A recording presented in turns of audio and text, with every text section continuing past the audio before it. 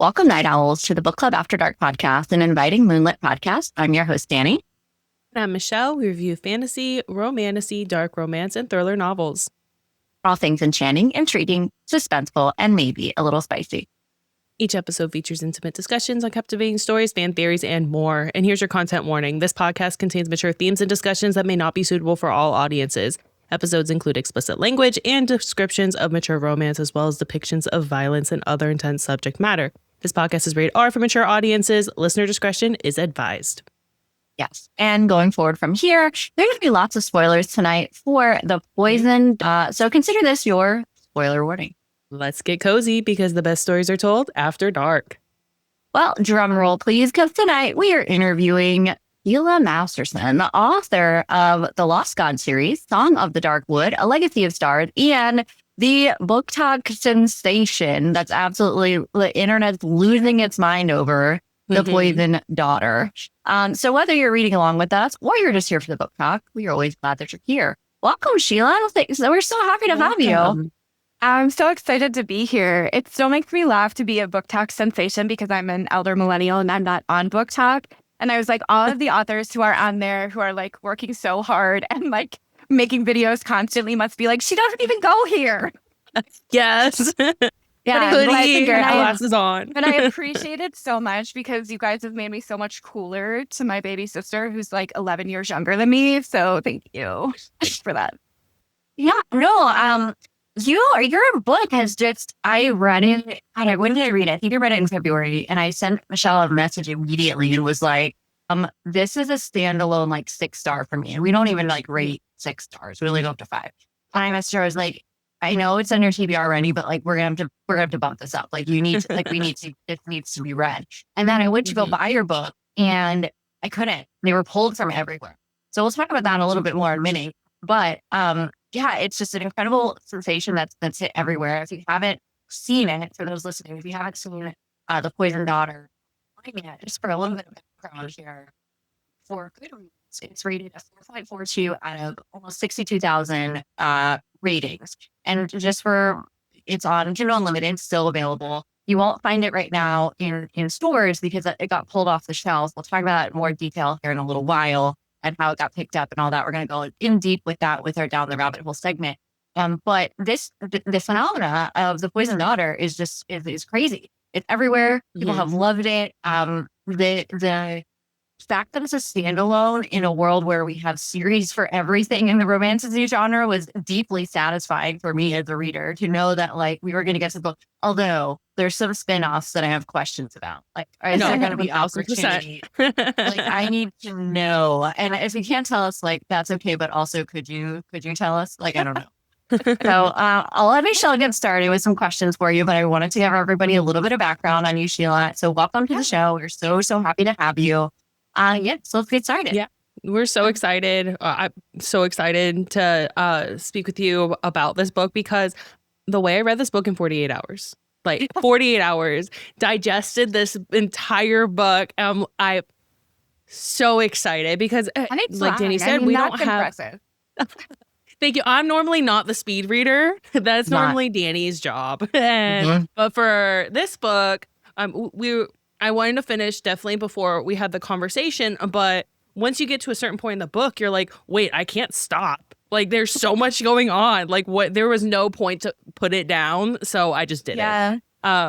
And what I love is that this is a standalone, but you're able to build this world in this story. So I want to know what originally inspired this world and your characters. Yeah. Oh my gosh. Like so many things. I wanted to write a standalone because, I wrote the Lost God series, which is a quartet. So it's 4 books. They're long. And I think after being in the same world for such a long time, I was like, okay, that was very fun. And there's a lot of great things about writing a contiguous series where you're growing characters and developing them over like a long stretch of time. But I kind of got into this mode where I was really enjoying writing standalones. And I started with these interconnected standalones, or A Legacy of Stars as a spinoff from the Lost God world. And then I really wanted something that had the same feel as like settling into a series where with like the world building and just feeling very full and like a very lived in world. but without having to commit me as the author to writing multiple books and doing multiple launches. I really wanted it to be a standalone. And I had this idea sort of in the back of my mind. I had been wanting to do a magic system that was more environmental based. So I'd done stuff before where it's sort of like, you know, things that are passed down through families or stuff like that. But I really liked the idea that this is sort of affected by this well, and like societies build around water. Like historically, that's like how we kind of center around this. And so I kind of had this idea, and I'd always wanted to write about someone with a poison kiss, because I think there's something to be said for not having that kind of simple intimacy, especially for an older character. I'd been wanting to write an older character. Yeah. I don't come for me. I know that 30 is not old. Okay? But in the grand scheme of romantasy, most of the FMCs are like 20 to 25. And so 30 is like a significant departure. And I'm 40, so don't come for me. I'm not saying that 30 is old in general. I'm saying statistically, for we the know what you're genre, saying. it is an older church. We know what you're saying. And I kind of liked the tension of someone who was more experienced. I mean, she's been married. She's had multiple partners, which is like something that's apparent from the very beginning.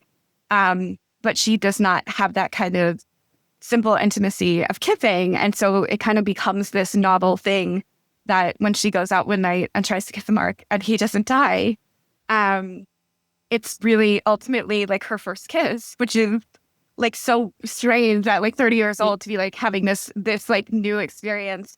And even in that moment, she kind of has this feeling of, I thought this was just novel because I couldn't do it, you know, like I thought this was just special because I couldn't do it. But like now I kind of get why people are into it. And I just kind of liked that idea of this like juxtaposition of someone who's very experienced, but also not with a particular type of intimacy. So that's sort of like where it started. And then a lot of it came from, with Harlow's Magic too, I was really thinking a lot about how society, especially, I mean, there's been a lot of inspiration the last 10 years or so, unfortunately, how society sort of expects women to absorb a lot of bad behavior. And that's, you know, it's microaggressions in the workplace, it's sexual harassment, that's just sort of like so pervasive in every area of life. And often women are expected to just sort of like smooth over all of it and like make sure that it's not awkward for anyone, even the person who has an issue. And we're only just beginning to understand the impact of that on women's health. Women are much more likely to have autoimmune diseases and chronic illness. And I was thinking about like, well, what if you absorbed all of it, but then you didn't let it just like make you sick? You also like used it against other people. And that's sort of like where some of the magic was coming from in my head too. So yeah. Harlow kills bad men. What is not to like? I'm just saying. Yeah. I mean, every girl needs a hobby. Okay, Yes. right? Every girl needs a hobby. And like her system of like how she's become that, and like her age, and how all of those things are identified so early on.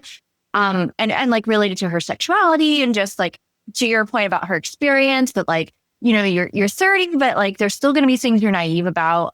There's still going to be things in life that are complex that you've never dealt with before. Just because you're, you know, quote, older woman, which you're not, but in this world of romantasy, to your point, you know, that doesn't necessarily mean that you're going to be experiencing all the things. You're not. You're still going to be learning and growing and all of that. And I have highlighted so many like quotes in this book that I absolutely like love. Like chapter 3, Harlow's point of view. In the absence of a conscience, men need something to fear. I've made myself their monster. Like what? Yes. Mic drop. Like she's just a fucking badass. Henry, we can talk about later. But with her, I was like, oh my gosh. Like as soon as I started to read her, I mean, chapter 3, we're already coming in hot with this stuff. And it's just those types of things, like you could see some of these big parallels of things you drew on from real world that were very evident to me as a reader. And I just really, I'm in my late 30s. Michelle's in her mid early 30s. And so we identify with reading a character that you don't have to start from scratch and doesn't need like all the hand holding. I love that. And I also think it helps propel the story forward because you are doing a standalone. So you just need a character that already has some stuff already taken care of, because if you have a character that needs to be fully built up, well, now you're looking at like 3 books because you got to get her there. So that's going to take some time. I feel like that makes sense too. Yeah. And I think like we always think of like coming of age as sort of like this YA thing. But I think that like being 40, like I turned 40 in August. And I think thank you. What I realized is there's sort of like there's like multiple coming of ages. There's sort of that you're coming out from under your parents, you're becoming an adult kind of thing that is like that YA. But then I think there's something that happens in your like mid to late 20s where you're sort of coming into your own in terms of like maybe you're finding a relationship, maybe your career is really like going in the direction that you want it to go in. Maybe you're kind of like pulling away from that like primary friend group or finding a more like grounded friend group for the life stage that you're in. And then in your 30s, I think there's just kind of like this different thing where you're almost more focused on yourself and like what you really want to do. Because I think some of it is having the experience of your 20s, kind of the experience of your 30s, and then being able to, for a lot of people in your career, kind of direct things a little bit more, maybe in your relationship, direct things a little more, maybe you're becoming a parent. Like there's a lot of different things that sort of are going on through all of these different stages. And so I was like, I think that for Harlow, she has experienced a lot of these things and she's kind of like coming into this new, she has a certain amount of agency and a certain amount of like confidence in who she is as a person that I don't think you have in your 20s. So she's not really looking to impress. She's certainly not looking to impress any man. Although you could make a strong case for the fact that like her family didn't really put her in a position to like really respect a lot of men in general. So I would argue that for sure. Yeah. A little trauma. Trauma for sure. Yeah. So on that note, I wanted to ask you, from your building of the story, were you like plotter or pantser? Did you know how this was going to go? Or was there like a scene that changed the direction of the story for you? And how did that work as far as building this world and how that all kind of played out? Did you plot, did you have sticky notes of like, we're starting here, this, and that? Like, how did that all work? Yeah, so I have always been a more intuitive writer. So I'm not somebody who plots the whole thing out from the beginning. I just can't. I wish I could, because to me I think most people want to be the opposite type of writer than they are, because like the grass is always greener. So I'm like, oh, it'd be so much easier if I like knew everything from the beginning and then I could just be really efficient. But it's just never been how my brain works. Like it just doesn't go that way. So I knew sort of like the bigger like mile markers. So I knew what would happen at the midpoint. I knew what would happen sort of in that moment when what we call as authors dark night of the soul. I kind of knew what would happen there. And I knew the big twist at the end. And I knew the twist about Henry. Those were all things I kind of knew from the beginning, but I didn't know exactly how everything would come together. And this is I think it's the 10th or 11th book I've written. They're not everything I've written is published yet. But I really think that every time I write a book is sort of like an exercise in trusting myself, because it feels so irrational to just kind of start writing in that way. And all of the advice that I saw when I was like first trying to write a book and didn't know if I could, was really geared towards plotters. And so I felt like for a long time, like there was something wrong with me, because I couldn't like see the whole story scene by scene like that. But I did, I worked with Becca Syme, who is a writing coach, and she has this program where they talk about personality and writing, and they look at a few different things. So they look at Myers-Briggs and your Enneagram and your Clifton strength. And a lot of what they focus on is Clifton strengths. And my number one strength in Clifton strengths, for anyone who is like familiar, is strategic. And on her podcast, Becca has these interviews that she does with authors. And so she'll have a whole panel where they're all like either number 1 or 2 strategic. And every single one of those authors on the panel were intuitive writers. None of them could plot because it's like, it's the way that your brain works. It's like you have the whole puzzle at once, or like you have the answer to the math problem and you can't like show, you're like, I already have the answer. I don't need to show the work. I just need to like put this out there, you know? Yeah. So it's difficult for me to pull the story apart into different pieces. And I kind of just have to go a little bit at a time. And it's like that, the headlights driving down the road, you just need to know like the next scene, just like 10 feet in front of you. And that's how you kind of write the whole book. But there definitely were times where I was like, I don't know, this might be too hard for me. Like this book might be smarter than me, which sounds crazy. But I think only people who are intuitive writers have that experience where they're like, wait, I might be in too deep. And when that happens, I usually call my one critique partner, Tanya Grant, who is a thriller writer. She will call me and she will ask a bunch of questions. And she's like, the funniest part about this is that you'll say you have no idea what you're doing, but then I'll ask you questions. And there's never been a time where you couldn't answer the question I asked you. But it sort of like gets things moving in my brain. And then I can usually see the next little portion of it. And so it's very funny because with this one, I usually don't tell her what the twists are. And I don't tell her everything that's going to happen because I usually want one blind to the story critique reader and one who's like aware. So she's asking me these questions and I'm trying to like not reveal anything, but talk about it in a vague enough way that she can ask me the next question. So bless her, she's so patient, but like it really was a teamwork. Teamwork makes the dream work. Yeah, that's great. I think that there's when explaining your process, it's just like crazy to me because some of the lines that I've highlighted, I just always wonder like, how do you get there? And like one of the top highlights on Kindle Unlimited, the biggest one is from Henry in chapter 5, is like when people are first getting started. I think you're gonna know what line I'm talking about. But he literally says, Harlow, don't run because I'll chase you. Girl, the number of highlights to that. The way every girl was like, oh my God. I know. I've been tagged in a lot of posts about that. And I was like, I actually was not even aware that was a top highlight, but that's really funny. Oh my gosh, it is a top highlight. Yes, it is a top highlight. Immediately gets the blood boiling because I was like, well, we clearly need to run. You challenged, obviously. And I know.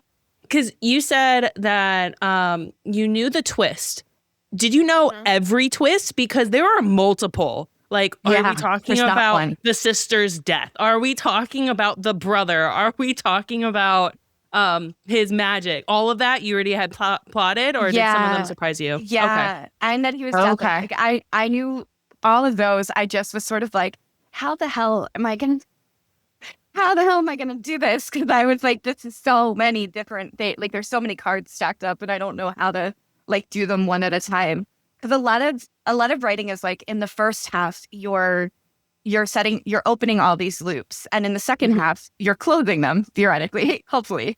And so you kind of get to this point where, and that's why a lot of times readers will be like, oh my gosh, the second half felt like it moved so fast. But that's because the first half was doing all of this setup. And so you have to build when it closes, then you're like, oh, wait, this is closing this thing. And then you're thinking about all of the other things that need to be closed. And it just kind of keeps stacking up like that. So that's how it should work.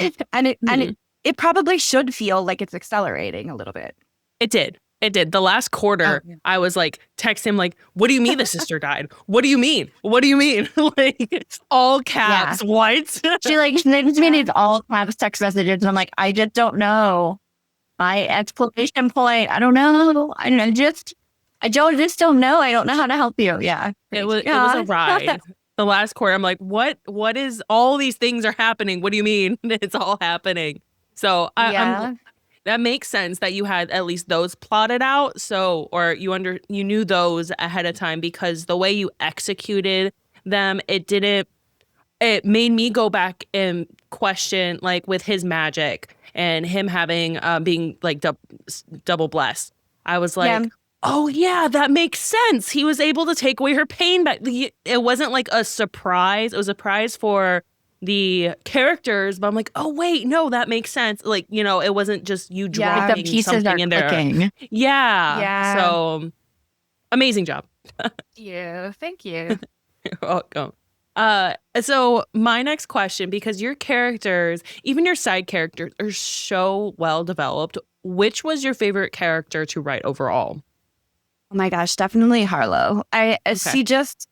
I think like it feels like cheating to say so, but like she just has such a distinct voice, and characters like that are so much fun to write because sometimes they like surprise me. You know, there were definitely scenes where I was like, okay, I know what's gonna happen here. And then other scenes like the scene with Shane, that was not planned. I was like, what is this? Even when I came back to edit it, I completely forgotten that scene existed, and I was like, oh my god. And I was like, what's going on this day? That like, I think sometimes with some of these scenes, I'm so locked in on the character's point of view, and especially when it comes to anything that has to do with intimacy, which is not just like physical intimacy, but like anything where you have to be like that, like writing that close to the character. I often forget about it, and often it is spicier scenes. And then I'll be like, oh yeah, there's like one spicy scene in that book. And then later I'm going back to edit and I'm like, there is a lot more than one spicy scene in this book. Like, I'm thinking about the hunt, you know, I'm thinking about that. Yeah. And I like completely forgot about this scene until I got to it. And I was like, oh my God, when he said, let's tell my wife she is beautiful. And I was like, what was I doing this day? I mean, it couldn't have been me. I was not present for this. Somebody It else was got a an dark. body. This was a It was- dark, like that part. I was like, is this a dark romance scene? Like, this is like, he's like literally tied up to the chair with like some curtain rope.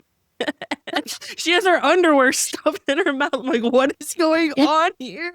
It's like, listen, I don't know, but that's what I mean. I'm like, she was driving. I was in the passenger seat. And later when I came back and read it, I was like, I've got to cut this scene. I was like, this is crazy. But it's, you know, everything that is in there is always in some way to show something about the power dynamic between them or something about like what has shifted in terms of how they feel about each other. And so it is an interesting scene because he gives her the opportunity to like say her stupid word and she doesn't.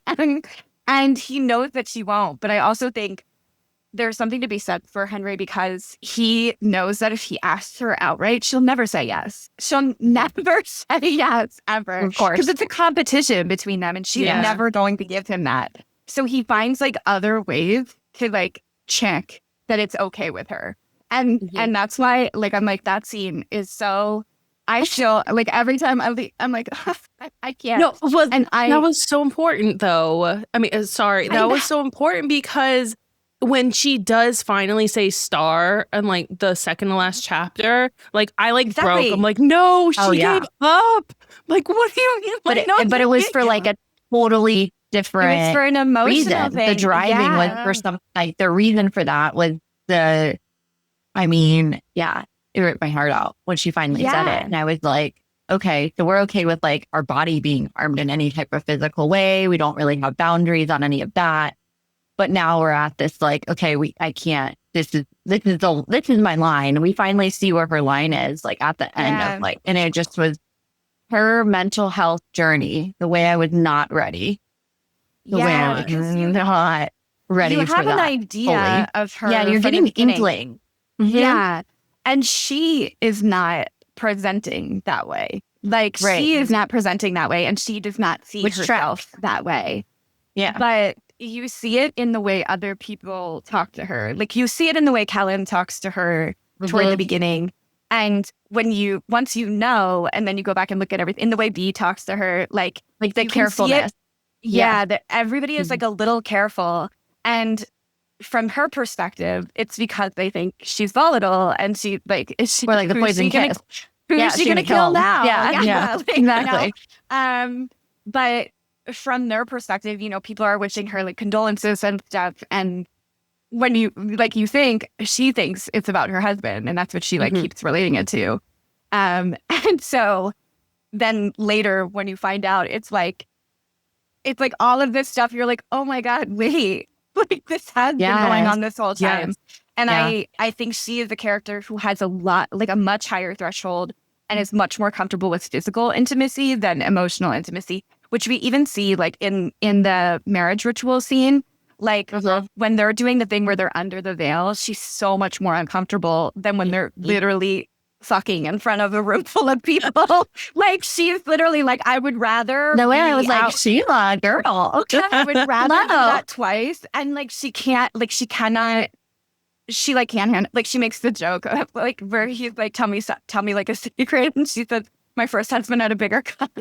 Yeah, Like, yeah, and he like not mad. I'm like, what? yeah, like so caught off guard that like he like laughs too, but like she's very uncomfortable in that moment. Like she would rather be doing anything else. She wants to like crawl out of her skin than like share a secret. And I think that's like, you know, that's like we see it several times, like even when she talks to B, like we see how private she is about everything. But you also understand it with the way that her family is. Yeah. And so when she's sitting there with him and she does tell him why she does it, which I'm like, is interesting because she is so like controlled about everything, but she knows she has to give him something. And also Harlow's an interesting character in that she is like skeptical of the divine, but also not willing to find out if she offends them. So like, I think she sort of like had that moment where she's like, a sign, I'll do this, you know? But like, that's like the skin crawling part for her, as opposed to like, she's like, I'll be naked in front of whoever. That's fine. Yeah, she doesn't care. She's like completely whatever about it. There is one scene where, it's speaking of like Harlow and like her humor. It's a Henry point of view chapter 14. And he's like saying she's hurt to like someone else. And she's right there. And she's like, actually, she's fine. Just eager to get off the horse. Like she just has these one-liners out of nowhere. And I died. Every single time I was like, damn, girl, okay. Like, I love you. You're fantastic. Like her little one-liners of just like injecting humor in the most like ridiculous of situations. You're like, Harlow, okay. Yeah. Even when that guy tries to kill her when she first gets to the fort, and Henry's like, she's harmless, and she is like, excuse you, like I'll show you how harmless I am when I'm smothering you in your sleep, you know? Yeah. Little do you know. Yeah, friends.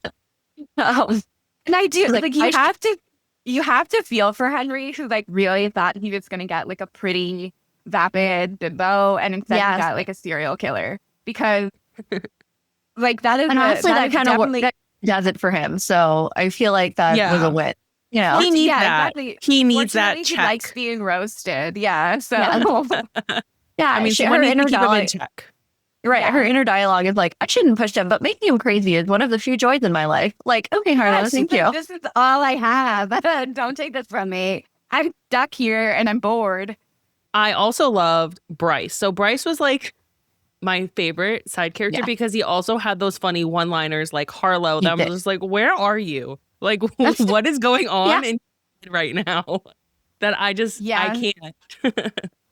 And very that whole like impulsive. Yeah. So when like when he first meets her and just like talking about her, and she's across the room, and he's like, and Henry said something about her dress, and he said, looks more like it belongs on my bedroom floor. Yeah. And Henry's like, hello, my wife. He's like, no you shame. just were talking about how you don't like her. Yeah. Like I would, you know?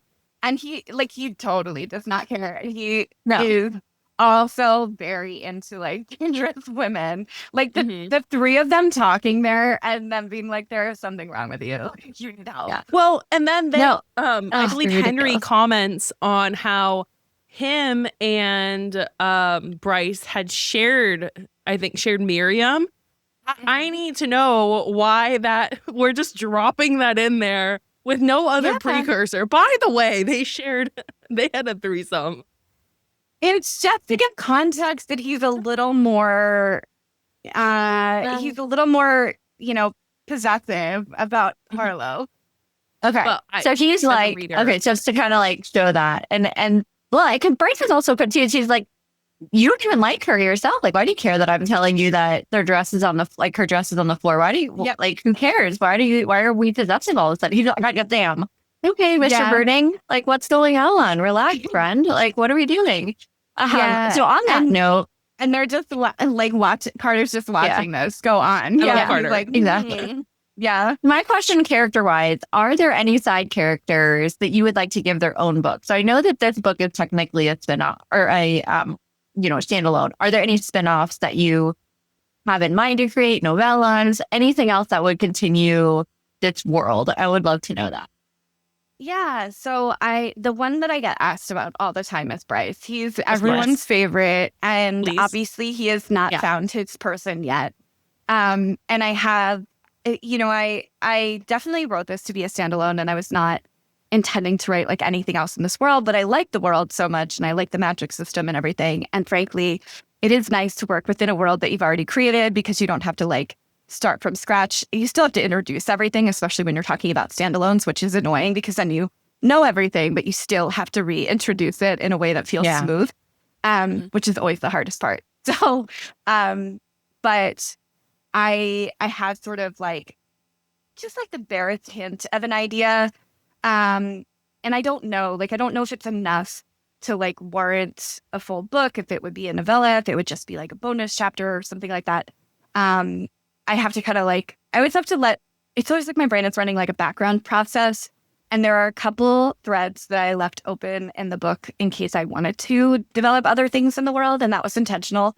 I tried to wrap up everything with the core story, at least for now, because like in my mind, anything related to like fully resolving the drained or anything like that would be a much longer, that would be a series. Like that would be like a full thing. Here for it. Would read every single word. So just saying. But I would have to feel like whatever, like if I was going to write another book in this world, I would have to feel like it could hold up against the original. So I'd have to feel like it was just as like compelling and interesting. And like that I felt like the dynamic between the characters was just as strong, because I think that was really like a driving force in this book is sort of that tension between Henry and Harlow. But I wouldn't want to do like the same exact thing, you know, but I would love to have them as side characters as well. Like, I think that would be really fun. So I would say like, it just would have to feel to me like it was full enough to like hold up against the original, because also readers are really like brutal. And if they feel like anything isn't close, or even if they just don't like it as much, they'll be like, it was a money grab or whatever. And I'm like, it took me 3 years to write The Boys and Daughter. So like if I was writing another book in this world, I would have to feel very strongly like it could hold up, because I think also when you write a sequel or when you write another book in the same world, it has a tendency to affect what people thought about the original also. Right. So I'm always like, oh, do I touch it or do I leave it? You know, so I can already tell that you're so concerned about what the reader will feel and think that it's probably going to be a good product. Like it's going to be a good book and release no matter what, because that care is already there. You're already showing that you have so much care. But I will tell you this, you will never, ever fully appease BookTok and Bookstagram. Someone somewhere is going to be like, oh, she wrote a second book because the first one was popular. No matter what you do. Oh, it was a standalone. Oh, of course, now she's coming out with another spinoff because the first one was popular. No, actually, it's because a lot of people just love reading it. And we love this world. Like, could that be a reason? You know what I mean? Like, there's always just going to be somebody and it's also who has like something to say. Like, I do fall in love with the characters and stuff. And like, I love Bryce as a character. I think he's really fun. And I did put some stuff in there intentionally because I was like, this is something we could kind of explore later if stuff happened, because we hear a little bit from Henry about his perspective on Bryce and some of the things that he notices. And it's just like a hint, because, you know, guys don't talk about their feelings, knows a lot, you know, but they notice some stuff. And so I think like, I do think there's stuff about it that I find really compelling, but I think what readers sometimes don't understand is like, sometimes you fall in love with the world, or sometimes you fall in love with the character as you're writing and you never intended. Like in my Legacy of Stars book, which is a spinoff from the Lost God series, there is a side character who just kind of like, you know, sometimes you just have a character who takes over. And I was like, oh my God, I like love her so much. She's so much fun. She's so funny. Like, and she is like the youngest sister of the MMC. And she is just a riot and like truly like such a fun character to write. And I was like, oh no, as I was writing it, I was like, oh no, I'm going to end up writing a book. Like, this was not the plan. That's like what happens. I'm like, I don't have time for this. I have a schedule in my brain. And so I would like to go back to that character someday. And that's what happens sometimes. It's like, you're like, oh no. And as soon as readers read it, they were like, we want Alexandra's book. They were like, we really want this book. And I'm like, oh no. And it's great. It's great that everyone loves like the character so much. Like that's such a joy, and it's such a good sign of that, like they feel like real people. And that's how I always want them to feel, like they have contradictions and flaws, and like they feel like your friends that you know who like does this stupid thing and you wish they would stop, and like they've just got some growth to move into. Yeah. Yeah. So I would a couple say of I things- would. Oh, sorry. Yeah. Let's kind of go. No, go ahead. 3, 2, 1. Well, I would say if you feel so compelled to see if Bryce does see color, I would 1000% read that book. Oh. So Yeah. I would like to know if Bryce finds out what colors are again. Yeah. So fair. Okay. My other side comment, I was going to kind of talk to, we mentioned it a little bit earlier, but some of Harlow's mindset about the world that she's in, and being a woman in this really male dominated society, and how she's basically chronically underestimated, and how she uses that to her advantage often. And this is how she's successful as an assassin. And she'll say, women can never be too rich, too confident, or too knowledgeable about poisonous plants. That's hysterical, but also So true. I love that. Yeah. So true, though. Great job. I mean, yeah. it's still relevant today. It's still relevant.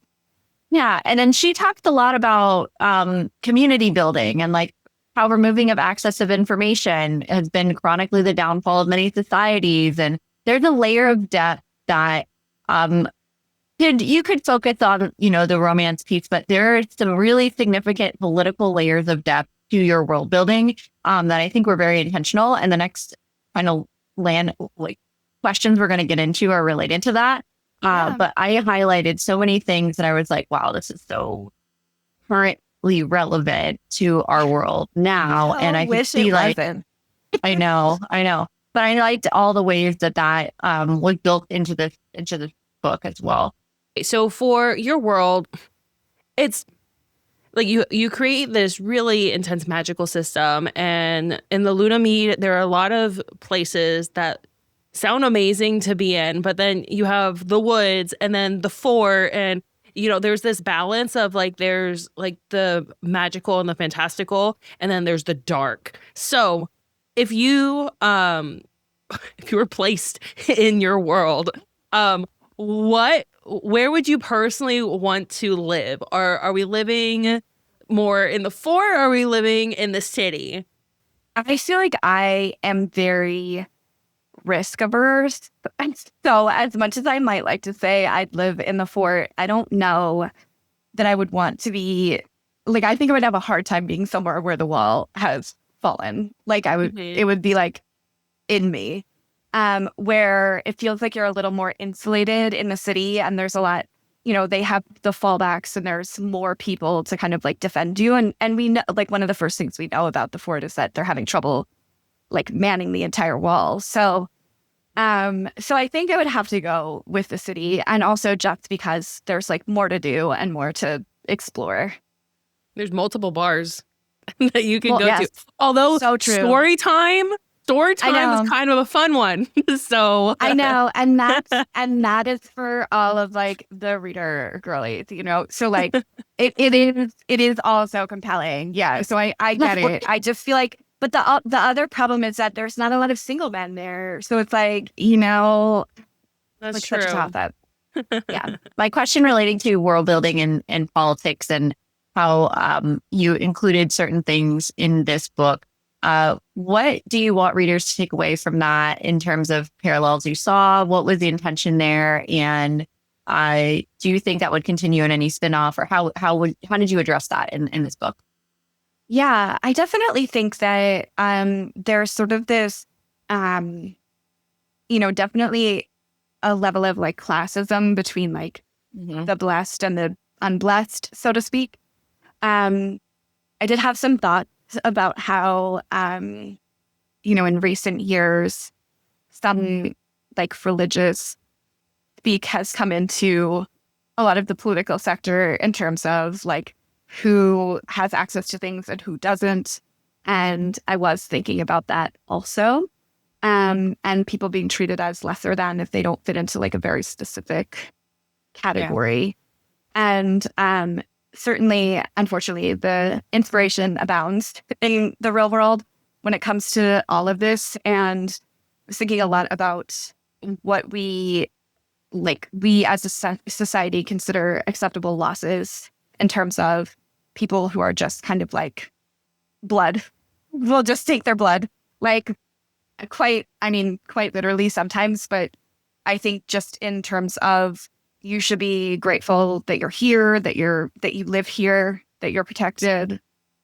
You know, there's a lot of themes that feel particularly appropriate now, and even more so than when I was like first writing it. And I think this idea that I think kind of like in the resolution of that, when they sort of realize what is going on, the thought that these people are unblessed, so to speak, but that they still have a power that is kind of voice affecting you because they're putting their energy into something in a negative way, and that is affecting you.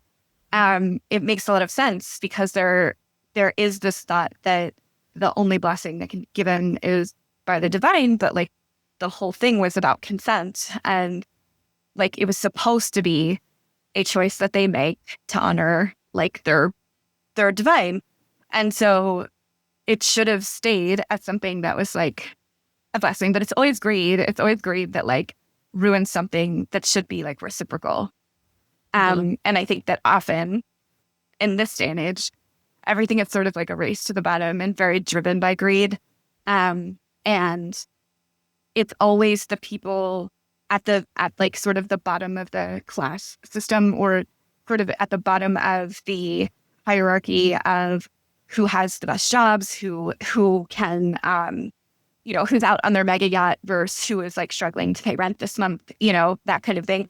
It's always the people at the bottom who are feeling that the most and who are suffering the most. But it's always people at the top who are the loudest about what we have to lose, So I think definitely reflecting a lot on things going on politically here and the way that we selectively preserve history and try to like put great effort into framing things in a way that doesn't make anyone uncomfortable about all of the oppressive history of a country or people or a race.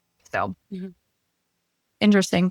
Yeah. And I think too, right, I don't know who said it, but one of the most famous historical quotes too is, right, history is written by the victors. And I think that is very true in our world and society overall, globally, not just limited to where we live. And you can see that in the way that even media is spread and consumed and all of those things. So I thought that was really interesting. One thing I wanted to talk about too were Carla's parents and siblings. Kind of walk us through her parents a little bit, because she's a mother of many children and very apathetic towards like everybody, and so cut off, and she has a lot of trauma herself. And then her father is a piece of work. Let's just say that he's something. What were we thinking about when we were writing them, and how did that kind of play out? Because we know that the reason Carla's even with the Henry situation is because of her parents, and she's 30. She's still having to go and, all right, I'm doing this one thing and then I'm getting the fuck out of here. Like, you're no longer going to have any more power over me. Fine. I'll do this one last thing for you. And like, that's it. I'm done playing. I'm done being like a pawn in this overall scheme that you two basically have. And her mother's neglectful, blatantly. Yep. So what kind of was part of that, and where did you draw on to create such intensity for them? Because truly there was a lot. It was at times, honestly, from a trauma perspective, it was difficult to read.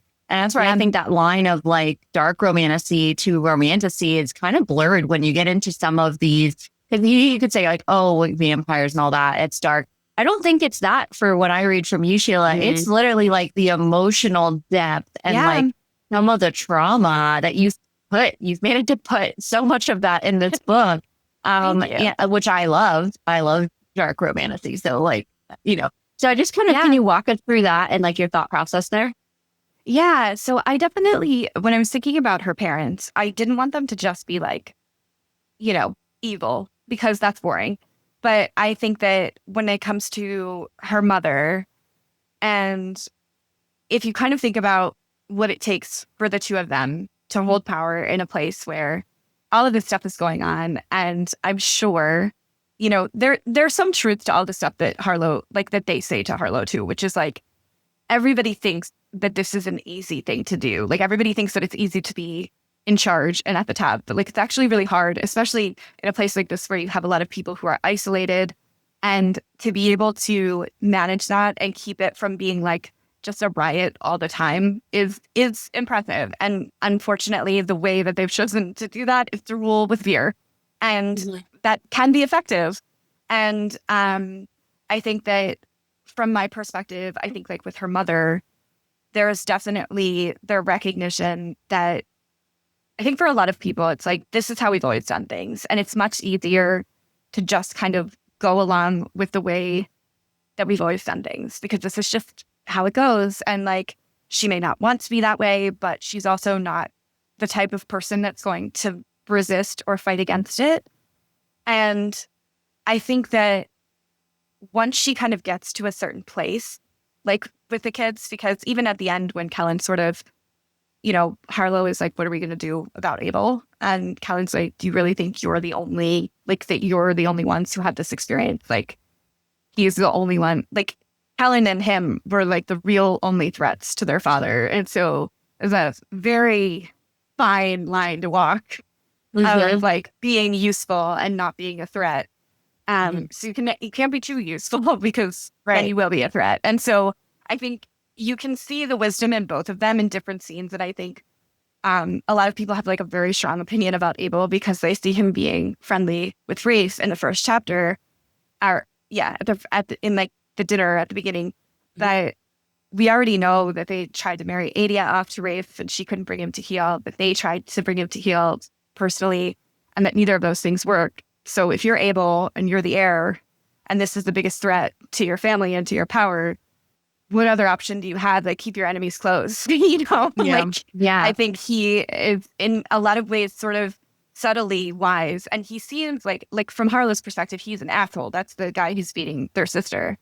But from Abel's perspective, what is he going to do? Alienate that guy and have absolutely no access to him? And like the rest of the family basically already has. So he's kind of seeing the only way that this can work. And you see it in him at other times that he is not as like one note as he seems outwardly. Even in the way like he talks to us, right? Like, which is like oldest child, the youngest child too. I think like an interesting dynamic because there's such a big age range between them. 15, that's like basically she's a baby together. Yeah. So just like such a different thing. But I think with her parents, it's, by the time they get to Harlow and Adia, she's already done this a few times. And so it's easier for her, just like Harlow says at one point, like her mother's blessing is recognition. So she can see people's like past. And Harlow says, I don't have to worry about her because she doesn't look at any of her children's past because she doesn't want to see that. And her mother basically survives entirely off of dissociation and like separating herself from any responsibility. And that's why even at the end, she says like, I didn't realize that you needed me to step between you and your father. And Harlow is like, what do you mean? Like, I was a child and I knew. Like, what do you mean? That scene hit hard. That scene hit hard when I was reading it. And there was even a flicker from the mom, like her like eyes widen, like she kind of sees that for a split second. And then she completely like glazes back over. And it's just, reading it as a daughter, reading it as a mother, like I felt Harlow's just pure rage and anger, and she's just throwing shit at them because like she has to put all this like energy somewhere.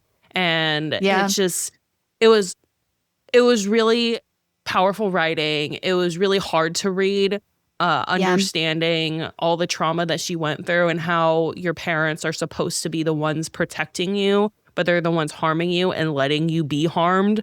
And just feeling her helplessness and her rage was just so, it was a lot to take in as a reader. But and that's even like so hard to write, because it is like, and there were a couple of times where I was like, this might be too much, but I was like, I do think it's important because she has so much like rage at that point that I'm like, you can't, like, it has to be resolved. She has to find a way to resolve it. And I didn't want Henry to step in and like be the savior. He didn't save the day.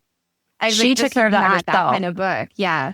Like she has her own score to settle. And I don't think when she started out that was the intention, that she knew that she was going there, but at every opportunity that she gave them to have redeeming qualities, they just didn't. And I think she would have loved for them to have had an explanation for why they did that in that moment. And they just did not. No. And so I do think like it was hard to write them because they are just so disconnected. But a lot of it, I think, just comes from having to be, I mean, at the end of the day, as horrible as they are responsible for all these people, and they've made terrible choices, and they've made like unforgivable sacrifices, both like their own daughter and the entire fort, you know, like children, rich killing children. The whole fort, exactly. Jesus, that whole thing was like, what the fuck? No, and so like on that note, on her mom, I think I keep going back to that because Michelle and I both talked about this a lot on the show. But one of the reasons I really love this book is, I've had a neglectful mom, and there's a lot to unpack with that, but we're not here for my own therapy session. But I thought that the way that you really went there with Harlow and went and examined that in depth and took the time, because you could have glazed over that. You could have like, she killed him and like, that was it. But you didn't. Harlow said comments like, I can't believe how this is specific. I can't believe, while it's talking about her magic, I think it's also very true of how people justify the bad by glazing over it. So she said, like, I can't believe how my mother's mind has written over reality with a narrative that makes her blameless. And the way you could say that's magic, and on the other side of it, is it though? Because I really think people who induce trauma, especially induce trauma on their children, are like, I would do the best I could at the time. Like, what do you want me to do about it now? Right? Yeah, is that like, a form of magic or difficult? You know, and I think that to admit in that moment that she bore responsibility for what happened with Adia or what happened to Harlow would be taking on all of the collective things. Yeah, she's not going to do it. Have likely happened all the children, to all of her other children. Yep. And that's just not like the momentum to get her to that place is just too large for what she's capable of in that moment. And I think Harlow has that moment of realizing, and it's just like, it just makes it like so much worse, because she's like she has carried this all of this time, and her mother hasn't carried any of it. And she's like so mad that like everyone else has suffered so that she can feel good, or just blind to it. Yeah. Or even just the idea of like closure. She like realizes like that it's just never going to happen. She's just never going to get the thing. And that was almost therapeutic itself. Sorry, Michelle, go ahead. No, I was gonna say the same thing, because with having narcissistic parents, and you don't get that closure, that doesn't get to tie neatly in the real world often, especially like, you know, generations before us, their parents didn't go to therapy. So this trauma that parents inflict, having that accountability is something that we don't often see. So reading it and reading how it doesn't resolve nicely, like there isn't like a happy moment of them realizing, oh, wait, we fucked up. Because that's not life. So I like how you didn't tie that neatly. Like you did, and she ended up getting her, you know, her revenge in a way where, and even still, like even her revenge with Rafe, it wasn't, you tackled grief in a way that it doesn't tie neatly, because she's like, I just want him gone at this point. Yeah. And I don't want to, like, I don't want to beat him up. Like, that's not going to do anything to me. I'm still hurting. So I feel like that was important for readers who have had narcissistic parents, who have had trauma, who've experienced grief, to read that it doesn't just all magically go away. Yeah. And I think like when, for someone like Carlo who has complex PTSD and I have complex PTSD, it affects every single thing in your life. Like there's nothing that you do that you don't carry it with you, even if you are very like, even if you've done a lot of therapy, even if you've worked on yourself a lot, which frankly, like Carlo has not. I mean, she's back onto therapy, guys. Like, she's doing the best. Therapy is a little different. Found an outlet, but is it a healthy outlet? I mean, depends. You could take up tennis. I feel like it wouldn't have the same effect. I don't know. Yeah, exactly. But she, you know, she is someone who is feeling that in every moment and is carrying it into everything that you do, and you see it. Like she does have impulse control issues. She does feel better if she can see the problem. I mean, I think I can always tell the people who have trauma, like the readers who have trauma versus the readers who don't have trauma. Because the readers who don't have trauma are like, why is she doing nothing? And the readers who do have trauma is like, oh my God, what? It's like looking in a mirror. Yeah. And like maybe not so much with the murder, but like, you know, with the rest of it, with the impulse control and, you know, some of that stuff. But I think for her, you know, even when she's in that scene with the two of them and is having them, you know, like reenact these things, she's saying like, even men, she's saying, I know that this can like that you can never suffer the way that I've suffered because you don't care about anything the way that I care about her. Like, and so I can't, all I can do is kill you because the thing that you both care about most is yourselves. Like, and so like at the end of the day, I can never, like she realizes she can never like inflict that on them. And when it comes to Rafe, it's like, all she wants is the peace of knowing he's gone at that point because she's like, she's been so angry for so long and she's fantasized about murdering him for so long. And Henry is so angry because like when somebody, and I have this thing, I'm the oldest sister. So like whenever anybody like hurts my sisters, oh my gosh, makes me so mad. And I'm like, I will, you know? And so like, I understand his thing of being like, I'm gonna like literally enact all of the wounds that he put on her. And then I'm going to heal him. And then I'm going to do it again. And like, he's like, she's there for like the second round of it. And like, and Henry's still mad. Like he's not like through it yet because it's still new for him. For her, it's not. And so I think like, but by the time she has like done this with her parents and then gone there with him and also like found out about Henry and everything, she just wants it to be done. And she wants to know that he's gone and that like he's not going to hurt her. And like I think that fear around him is so real. So like even in the not in the first chapter where they're at dinner, but when he dances with her at the engagement thing and he says like don't fall or whatever, and she like doesn't know why she feels this like visceral like fear when he's there. And then he's gone and she's like so angry that she's like shaking. And Henry is like, what, she picks up on it. He's like, what is that? Like, what's going on? Yeah. But she just sort of like blows right past it because she just thinks it's because she hates him. And then later we kind of get to like the other end of the story and we have them sort of in like reversed roles. And she's just like, again, like I can't make him suffer the way that I suffered or the way that she suffered. One of the questions that wasn't answered in that ending scene is from Kellen, was there poison in my soup? And it was asked twice and she dodges the answer. She doesn't give a direct answer either time that she's asked. So was there poison in Kellen's soup? This is the one reader question that I won't answer. I always ask people what they think. Do they think that she poisoned his soup? What do you guys think? I think she did. I think she did. You guys are unanimous. That's funny. I do. I think she did. And when she had that conversation with him, there's when she like clicked, like, oh, wait, you were a pawn in their game also. Because before that, she thought that Kellen was or part of like the orchestrating of the guards being gone when with the attack with Rafe and Adia. So, and then up until that point, she thought that, and then at that point, she's like, "Oh wait, you're not." So I think he would have died if she didn't like throw the soup. Yeah.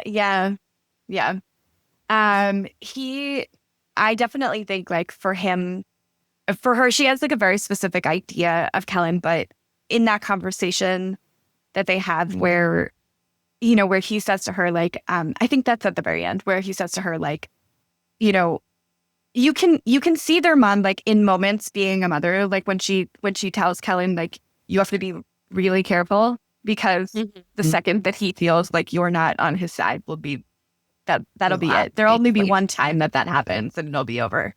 And so he kind of has to be impeccable forever because he's very useful. That's a very useful magic and it's not super common. And so him having that and having such a strong grasp of it is important. But we are getting kind of hints the whole time that there's like more going on because he has a really strong grasp of it. We don't see it super often. He doesn't use it very often. And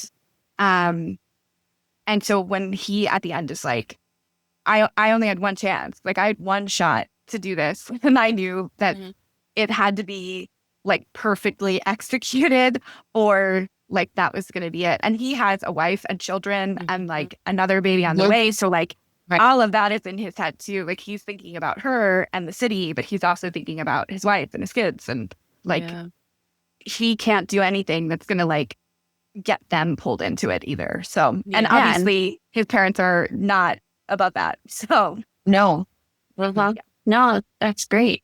Well, dark, but it's great in the sense that I like too that even in, and I hate to compare like other series because there's really no comparison, but one of the things that still to this day makes Hunger Games as a series stand out to me more than anything else is her ability to tie complex grief and understanding of really dynamic and complex characters together.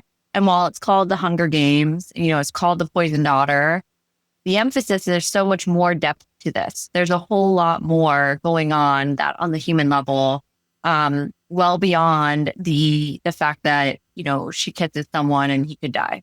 Okay. Yeah. It's such an oversimplification of the dynamic here and what you've achieved in one book, the amount of emotions, the yearning, even the tension between these two. And like, we finally are waiting for them to get together. The way I was waiting for him to chase her, the way I was waiting for that scene. Okay. Yeah. For it. I was waiting and it's going to happen. That's why I have so many highlights, but like, that's a small part of like this masterpiece basically that you've written, and it's incredible. And I just feel like it's in that realm of the reason, Suzanne Collins for me and like her series is so impactful is not just because because it's the Hunger Games. Like who wants to read a book about killing kids in a game? Like that's not what made the Hunger Games popular. It was what that stood for. It was all the complexity to that. It was all the layers to that made that story. And when I think of The Poisoned Daughter, she is one pawn of this like overarching huge system that she doesn't even really understand her power in. And she's coming to understand that. And you're watching even through Henry, who there's this dynamic of, and I have a question on that. Why did you make their world black and white? Like, where did you come up with that? That's just a unique thing, like the vision. Yeah. Like, I didn't even, I thought that was so crazy and different. I had never read anything like that. I was like, that's really unique and pretty cool. How did you think with that? I was thinking a little bit about like the death wish in general being not fully of life or fully of death, sort of like a little bit of both.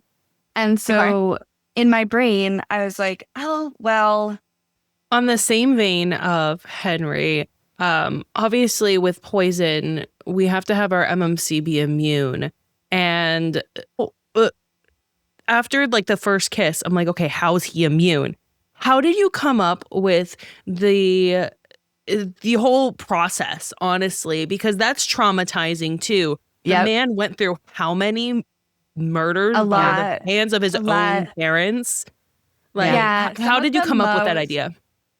Some of the most like difficult creative parts of this book were coming up with new ways to like kill him. It's like, man, I really did not think this is going to be the place where we were like bumping up against like the limits of my creativity, but like I'm just like running out of ways to murder him. So yeah, I was thinking a lot about how people deal with like something traumatic like their daughter dying and Henry dying at the same time, and how that would have felt for his mother, who is someone who has this very rare power. And so so she, you know, brings him back to life. And then in my mind, it's sort of this, he feels a lot of pressure now because he was not supposed to be the heir, and now he is. And she died for him. So that's a lot of like survivor's remorse as well. Yeah. And so I think for him, he wants to do whatever he can to make them feel better because he feels this guilt that he survived and she didn't. And but also like that's what big sisters do, you know. So Yeah. So I that got me my feels, Sheila. I was like, oh, because when you find out why she couldn't be brought back, you're like, oh my God, like it was just a lot. You took us. Ugh. Yeah, and I think I really wanted him to be sort of kind of trying to fix, because especially like he has this power to heal, like that's one of his gifts, but he also, I think like there's like this personality piece that comes into all of their magic, and so he really wants to like fix it for them in some way. And so for him, he already died once, like why not, you know, like he knows she can bring him back. And so I think he feels guilty, he is grieving, and I think it almost makes him feel better to be able to do something like with it, even though it's so like dark and twisted, like the way that all of that is. And especially when he, like, you know, they have that conversation after the fight with the breeder, when Carter says he would never use that on someone or whatever, and then later you find out that he did use it on Henry. And like, and Harlow even like had the moment with that where she's like, oh God, like like that's like that's a lot, you know, that's a lot for him to have gone through. And so I think a lot of it, like so much of the story is about grief, and you see it in subtle ways, and it's not, I think, until the very end when you realize kind of how much it is. A lot. But I think from his perspective, that was really how they dealt with it. And he just kind of went along with it because of all these complex things that he was feeling and all this guilt he was feeling. So that's sort of how I had it in my head, that I liked the idea of that it was going to be really hard for her to even kill him another way, because obviously she has no problem with murder. And she's not like a badass FMC in terms of like being able to like, you know, fight with a sword or anything. Like she can defend herself, but she's not like a warrior. But she's smart, and I'm sure that she could come up with a lot of other ways to kill him, which she tried. And so I was like, I like the idea that she's there, and she's like, okay, well, poison's not going to work. Like I can do something else, like if I need disembowelment. And then to like slowly find out all these things, and then it's sort of like a game. She's like, surely I will come up with something that hasn't happened yet. And so I love the dynamic of her like making crafts to threaten him with. And I was like, this is so unhinged. Like, she is not committed to like anything girly unless it is like to threaten him with. Like she's like, she like makes her spaghetti. Yeah. And it becomes like just a point of flirtation, honestly, back and forth. I'm like, we are joking and flirting about how you die. So unhinged. Yes. I know. Yeah. I know. And I think like some of it is, you know, once she knows this, she kind of like, she has to make light of it too, because like it's difficult to see him in a different light. The thing with enemies to lovers is you have to kind of like force them to see each other in a different light, because they're so fixed. They're so certain that they know the other person. And then as soon as they get new information, they want to immediately find a way to like not think about it. And so this kind of becomes the way that she can kind of like avoid that and turn it into a little bit of a game. But I do think that she would have like some feelings and thoughts about that, considering her past. And I didn't really get to put that into the book, but it's something that's like in my head. I'm like, I might have to do a bonus chapter about this. Yeah, you because Okay. I can see her having a conversation with them about it. But no, it's really true enemies to lovers. Like for a long part of this book, it is very much true, which I enjoyed thoroughly. Your author's note towards the end talks about how like thanks to all my family, but like please don't ever read this book because it's like the deepest, darkest piece of my soul that I've ever published. And then you recently had a social media either interview or something where you're like, guys, I told you not to read it. Like, what's going on? Can you talk about that a little bit?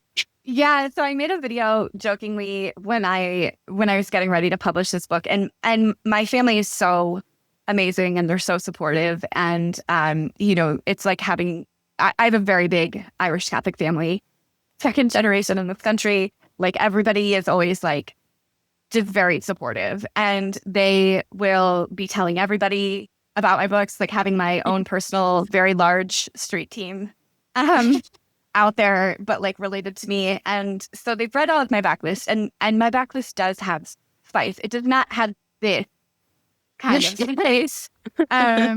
Like it gets a little crazy in some of those books, but like not even close to like this level. And so when I was writing it, I was talking to my sisters and I was like, do you think that there's something I could say that would get mom to like not read it? And all of my friends were like, well, just give her like a redacted copy or whatever. And I was like, look, she reads everything on Kindle. And if I tell her, like my sister was like, if you tell her not to, she's just going to read it harder because my mom is married. And so I was like, yeah, I can't do that. I was like, but I do think I could tell her that it's like so violent that I don't think that she would like it, which is actually true. She like really does not like super violent things. I was like, this is pretty dark and violent. I don't think you would like it. And I was hoping that would be enough. But then like also like my aunts started following me on social media and stuff. And I was like, get out of here. No. Like just, I need to be weird on the internet and I need you guys to not be a part of it. My cousins and everything, I'm fine. Like everybody who I'm like in generation with, they get it. So it's like, whatever. But my aunts and uncles and stuff like following me on social media and out regularly removing them. And so before this came out, I did a video where I basically said like, hey, I really appreciate how much everybody has supported me, but I want to be able to make eye contact with you at the next family event. So maybe just don't read this one. And they were so disobedient, all of them. My mom didn't. So my mom did read it and did not tell me. So I didn't think that she had read it. And then when I was in the midst of all of my trad auctions and everything, the first big preempt that came through. So a preempt is essentially when a publisher tries to make like a large time limited offer to get you to avoid auction, essentially. And so my mom happened to come over the one day, like right after I got one. I was like shaking. It's like so shocked. And I was like telling her about it or whatever. And then she was like, in the most supportive way, was like, for one book, like, and I was like, Mom, like every single time I got an offer, she would say the same thing. And I was like, Mom. And she, and we were like talking about it. And she was just like, so like shocked with me that she was like, she said something about the end. And I was like, what did you say? Like, she said something about like the twist with Adia. And I was like, did you read the book? And she was like, yeah, I read it a while ago. And she's like, I thought you were joking. And I was like, oh, what do you mean you thought I was joking? And I was laughing and I posted this thing about my aunt sending me a card. My aunt lives in France. And she sent me a card about how excited they were that it was going to be translated into French because then they can brag better to their French friends. And that she did read the book and loved it in spite of. And then she put in parentheses because of your video. And I was like, excuse you? And then in the comments, I don't know if anybody saw this, but in the comments, my sister says, Mom actually read it twice. And I was like, how do you guys know this? And how did you like let me not know this? They're the worst. They're the fired as sisters. So yeah, it's been an interesting experience. I'm like, the good news is that nobody really talks to me about it. So that's for the best, honestly. So So you can kind of make eye contact, like, don't. yeah. And just sort of like, I actually did a video a while ago about how long it took me to be able to make eye contact with my mom after she read each of the books in like my original like series. And I was like, this one was okay. Like it was like a week, and then by the time we got to the fourth one, I was like, yeah, that took a little bit. That's hilarious. So, because your book has exploded in popularity, if it became a TV series or a movie, who would your dream cast be? I'm so bad at this because I'm so old, and I don't know You are anyone not who's old. cool. I don't know Don't anyone who's cool say that. anymore. No. No, I'm not. I just like don't. I'm not as like familiar with like who the hot young actors But these people are in their know? 30s. They're in their 30s, so they would be like I know. our actors that we grew up with. There are So actors. true. I don't even know who I would want to like play them. I really feel like Harlow needs to have like some serious like femme fatale kind of energy. I feel like she I don't even know like who I would pick, honestly. It's so hard to like imagine people as them, It would even, be such a good movie, though. Oh my God, it'd be such a good movie. It's I so know. visually, there's so much visual drama to this book. The whole time I was like, this has to be a series. And actually, it would be better as a series because it's a long book. And I feel like if you made it a movie, it would really do the whole story a disservice. Because I think you, like in an hour and a half, you would get this major twist. And I feel like it wouldn't have been long enough. Like you wouldn't have appreciated the drama and like the pain and the suffering that these characters have gone through and the level of depth of the storytelling there. So like it needs to be like a 6-part series or something because Where it just each doesn't episode's like like 2 hours long, basically. I've always said that I feel like when it comes to book adaptations, like, and especially this one because it's so long and complicated, like I would really love for it to be a series just because I feel like I would want to be able to do it justice. And I would definitely want there to be like the definitive, like we're following this plot. So there's a start point and an end point, not like, going on and on forever. But I just like love the idea of like being able to take the time to like really tell all these different parts of the story and bring it together because I do think it would be amazing. I think it would be so cool as a show. I mean, the first episode is like, in my mind, there's a lot of people you have to introduce. And then there's a lot of things that Harlow's doing like on the side that we have to introduce. We have to set up the world. Like I just feel like that takes an hour by itself, right out of the gate. Just trying to get us to know what the heck's going on here is going to take some time and to really establish all of the elements here of what this world is and what's happening. But I feel like I feel like a limited series of 8 episodes or something like that would be so much better than like a Netflix one-time movie. I don't know that you could really get the level of so much. Yeah. I just think it wouldn't land the same way as a movie. Yeah, unless it was like you said, like super long, or they broke it up into like Twilight, like you break it up into 2 movies or whatever. That's like 5 hours or something. Or it can be like Stranger Things, where literally every single episode of a 10-episode season is like 2 hours long. So you're getting like or Game of Thrones. You're getting like 20 hours. Yeah, sure enough. Yeah, I could definitely see like a series. I think it would be amazing. That would be like the dream. I'm crossing my fingers. Maybe it'll be like popular enough that can happen. Yes. So I think so. I have a question about Easter eggs. So I know you've kind of like pointed to a few of them as you've talked through it. Are there like any Easter eggs that you're surprised nobody's mentioned to you that you deliberately like put in certain places, or like things like that you're like, oh, I thought for sure somebody would have already like mentioned that or talked to, or asked me about it and nobody has. Is there anything like that? Good question. Let me think. Well, I always have in all of my stories, I always have Easter eggs to my other books or sometimes to my friends' books as well. So the names of the bars in this are all Easter eggs to other books that I've written. That's awesome. And I always do stuff like that where I have like nods to different books. So in the Lost God series, the 2 Cece and her guardian tell these stories before bed, and one of the stories that they tell in the first book is kind of a nod to Song of the Darkwood. It's like the story that they're telling in this thing. So then later when people were reading Song of the Darkwood, they were like, wait, FMK, you know? So it's really funny. But so Raining Star Bar is a reference to the Lost God series and this one story that they tell. Guardian's Crossing is also a reference to the Lost God series. Heartless Haven and Living Nightmare are both references to the Song of the Darkwood world. They're the So cool. they're the books that are later in the series. So I'm working on Ballad of the Heartless right now, and the next book is Symphony of Nightmares. So those are both nods to that as well. So yeah, so I always have some sort of something in there. And I'm surprised that I didn't get more comments on it from readers who've like read like the backlist books, the big, especially Raining Star Bar. I was like, that one has got to be like the most obvious, I think.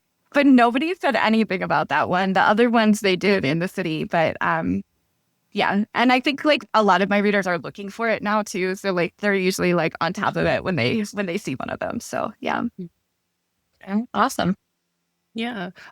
Looking back, when I was reading, because I did read this really quickly, like you planted, especially with Adia, like when she was in that, the very first dinner, and you see her, she's standing by the window, and then she like doesn't interact with anyone. And like there are little moments like that I had to like really think back. I'm like, oh wait, no, you planted that there. It was just really thoughtful. And like I want to do a second read because I know going through a second read, I'm going to find so much more stuff that you sneakily planted being at the end and like being blindsided by all of this stuff. Yeah. And I've had a lot of readers who read a second time and they're like, this is crazy. I cannot believe that I missed this. Like, but in that opening scene, you know that Adia's magic is about illusion. So she can also essentially make herself invisible if she wants to, or make herself look like someone else. Like she can do all of this. She's very good at it. She has a lot of like, she's good at wielding this strength, which like not everybody is that good at wielding their blessing. And she's pretty efficient and pretty good at it. So you don't know exactly, like because of that, you don't know that you could trust other people's eyes as much either. And then in that scene, Harlow is saying, our parents are very happy to like benefit from her sacrifice, but they don't want to look at it. And so you're not totally surprised that no one is looking at her. We know Rafe doesn't care about her. We know that her parents don't want to have to look at it. So like, that's not a surprise. What I thought might tip people off is the fact that Kellen doesn't address it. And I was like, because like but we don't know him as well in that scene to do it. So as people got more context for him, I was a little bit worried that somebody might be like, why didn't he say anything? Because he's also very observant and everything. So I was a little worried about that. That was like the only thing from like the opening scene. But then there were like a couple other things. But because Harlow is directing the reader's attention and she is not looking for that to be the case, we miss a lot of things. Like Adia doesn't have an aura. She's the only character who has a blessing, who doesn't have an aura. And Harlow never talks about it. In everyone else, she mentions it at least a little bit. Because she's always reading, like, again, as someone with CPTSD, she's always reading someone's temperament or mood by what's going on. But she is noticing a lot of stuff about how upset Adia is and never noticing anything about her aura, which I was like, surely someone will pick up on this part. And no one said anything about it. I didn't either. So I totally didn't notice that. Yeah. So I'm very excited for my reread now. Because I'm like, for sure. I kind of like see all the things. Yeah. Yeah. And who doesn't want to read that safe scene again? Because let me tell you, I do. I was like, what? Well, everybody is like, oh my gosh, I'm so excited to reread an audio. Like now that it's going to be coming out. Yeah. Right. So, yeah. Oh my gosh. Which I get because I am primarily an audio reader at this point. So yeah. Me too. Honestly, I sometimes I'll flip back and forth depending on what I'm doing, but I love my audiobook since having my son. I've found audiobooks to be a way to actually chip away at my TBR without having like it keep piling and piling up. And when you announced your voice actors, I was so Yeah. excited. Can you, I know we are going to kind of talk a little bit more about this with, I think Danny had that lined up for Down the Rabbit Hole, Yeah. but can you kind of talk to us about like the process of Yeah. having your having the audiobook actors picked out, voice actors picked out, and that whole thing? Yeah. Yeah. So because I listen to audio and that's like how I primarily like read these days, I totally get it. All of my friends who have like young kids or babies are always like on audio and they're always like, I'm so sorry I haven't read your book yet. I'm like, it's fine. It's not on audio yet. So like, I get it, you know? So I listen to so many audiobooks that I'm always like hearing new narrators and being like, oh, what character would this person be good for? Like, and so like if I'm listening to an audiobook where I'm like, oh, this person is so good, like I'll put them and I have like a note in my phone notes where I'll be like, oh, I think they could be good for this character or this character, because I know like the next like 5 books that I'm writing or whatever, and a little bit about the characters. So I knew that I wanted someone who had a slightly like more mature voice to do Harlow. And I'm a huge fan of Laura Horowitz. I think she's so talented, but I also think she has the right sense of humor. And I feel like sometimes it's hard with characters who have humor, because you want to make sure that whoever you're casting is going to understand like the sarcasm or like this like snarkiness. And I've listened to quite a few books that she's done, because obviously she's sort of like the queen of romantic narration right now. She's so good. And she also just has such a great sense of humor. She just posted a video the other day of reading like the credits of the book, and I was like laughing out loud with how she was doing it. And she's like, that doesn't sound right. And I think she's going to be so great.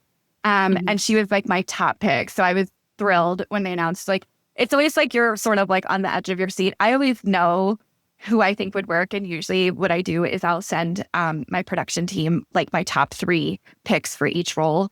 And I know when I send them that I'm taking a big swing. Like with this one, I was like, this is a big swing. I have no idea if this is going to work. But, you know, we'll see. We'll see what happens. And I did have to wait like quite a bit before they got back to me. But when they finally got back to me, I was like, are you kidding me? Yeah. I did not think I was going to get lucky enough to get both of them, because Anthony Pomini is going to be reading for Henry, and he is so good. I also just feel like he's going to do such a good job. Yeah. He has I'm so the excited. exact right voice and everything. And I'm very picky about which. We're big Kingfisher fans, right? I'm so picky about male narrators. I love so many female narrators. Like I have a huge list of female narrators, and my list of male narrators is so short. I'm like, there's no offense to all of them. It's just like I do sometimes get annoyed when men speak, and so it has to be like a very specific kind of voice for me to be like, okay, I can relax and listen to it. And during those spicy scenes, he talks a lot. So it needs to be a good narrator. It has to be right. Yeah. Agree. Because he talks a lot. Yeah. And you just need somebody who's going to understand the assignment and like have the right tone to it. And I feel like he really gets it. And I cannot even tell you, I've had the greatest luck with my narrators for all of my books. My whole backlist is on audio. And I had even my first series, like I do not know how I got so lucky. But I have like the most amazing narrators, and they did such a good job. And because it was recorded when the series was complete, they kind of went from start to finish with the whole thing. So they were really like locked in on the characters. And I think it like, they didn't have to come back to it after a year and like remember all the stuff about the character. Like they were just like in the zone. And because they got to follow the whole story from start to finish, I think like the outcome is just like so fantastic. Like they're so good. And then in A Legacy of Stars, we have Emily Wuzeller, who's phenomenal, and James Hui, who is like absolutely a male narrator who understood the assignment, because I got to the spicy scenes in that and I was like literally like hiding under my covers. I was like, I'm blushing. I think he was so good. And yeah, I've been like so fortunate, and I'm like, I don't know what great cosmic blessing has gotten me like just some of the most like phenomenal narrators, but I have gotten like my top picks almost every single time, I think. So at this point, so crossing my fingers it stays that way. I'm Yeah, very so excited. Can you? Oh, sorry. I was going to just say for everyone listening, The Poison Daughter on audio starring, narrated by Laura Horowitz and Anthony Palmini. And some of us who are audiobook girlies know Anthony Palmini as Kingfisher also, and his voice is phenomenal. So I really think him as Henry is just going to bring another level of depth to him. And that's what I actually really love about audiobooks is like, I'm a Kindle girly. I usually read everything in my Kindle, but there is, when you have the right team, the right narration duet, which I think you have just an incredible two narrators. They're just fantastic. I think they're going to bring this extra level of completeness to the book. Like the immersive experience, like when I go to do a reread, I'm literally waiting until August 18th to do my reread because I want to do my reread with the audio. So the audio comes out August 18th. I want to reread it with the audio. I want the full immersive experience because I know Laura and Anthony are going to like take me there. Like I'm going to be with Harlow and Henry the whole journey, and just Laura's ability and Palmini's ability too to like differentiate their voices so you know right away who is coming in and talking. And I think Laura's going to do such a tremendous job with the level of depth of what Harlow's going through and the emotion that's tied to that. I'm so looking forward to hearing how she takes those characters and really like just all the twists and turns. I think they're just going to be fantastic. Me too. So I'm so excited to hear that. Yeah. And you're so right. It does bring like a different level. Like the performance really brings a different level of emotion. And with my first series, I was like, I don't know if I'm going to be able to listen to this or not, because as an author, it's like really difficult to read your own work once it's been published, because all you can see is like all the stuff that you would like fix about it. And I'm such a different writer now than I was when I first started. But I sent a thank you to the narrators who did my first series, because I was like, it felt like I wrote that series for myself. And when you publish, whatever you publish, it starts belonging to readers and it doesn't really belong to you anymore. And they bring all of their own stuff with it and kind of project all of their own things onto it. And that can be like really hard. It was like one of the hardest things for me when I was first starting out. But this felt like getting my books back, because it was sort of like the performance was just removed enough that I could actually enjoy it. And I wasn't like thinking, there were a couple of spots where I was like, oh, Sheila, like you could have done that better. But because the performance was so compelling and so like beautiful, I was like in it, you know, and I was like, I have read this book so many times. There's a picture of me in one of my highlights on my stories on Instagram where I'm crying at the end of my audiobook. At the end of my own audiobook, that is a book that I had probably read like 500 times at that point. And it just felt like, who would write this? And it was like so good. And I was like, for me to feel that, and that's what I like said to them, is like, it really felt like I was like gifted my own stories back. And they just did such a good job of like delivering this, that it was so much more emotional. And there were scenes that I was not thinking of as like, I read them on page as like being super emotional, that were like a lot more emotional in like the actual like the audiobook. Because you hear the lines being delivered, like there's the level of depth to that, the way it's spoken. And I have a question on that. So are all your other books available on Kindle Unlimited as well? Are they, can you find them there? Okay. This is on Kindle Unlimited and on audio. Okay. So, and that's a lot of them. I always tell people, if you're like a person who uses Libby, like check your Libby, because you might have them at your library. They're also on Spotify, or any of the platforms. Yeah. Awesome. I know I'll be reading them. Yeah. Oh yeah. Yes. And listening, because I need to fill in. So they're so great. Yeah. Yeah. I'm so biased, but like, I was like, I literally, I think like even with like the first books that I did with my producer for the Lost God series, I think he was sort of like trying to like manage my expectations, and he was like, we'll try. And like when they all said yes, I was like fangirling. Oh yeah, I was freaking out, and I could tell that even he was like shocked. So like it turns out when you offer people 4 books of work, they're like, yeah, okay, I'll take it. I was like, it's 4 books of guaranteed work, so it does make sense. Yeah. But yeah, that's awesome. All right. So now we're moving into our Down the Rabbit Hole segment.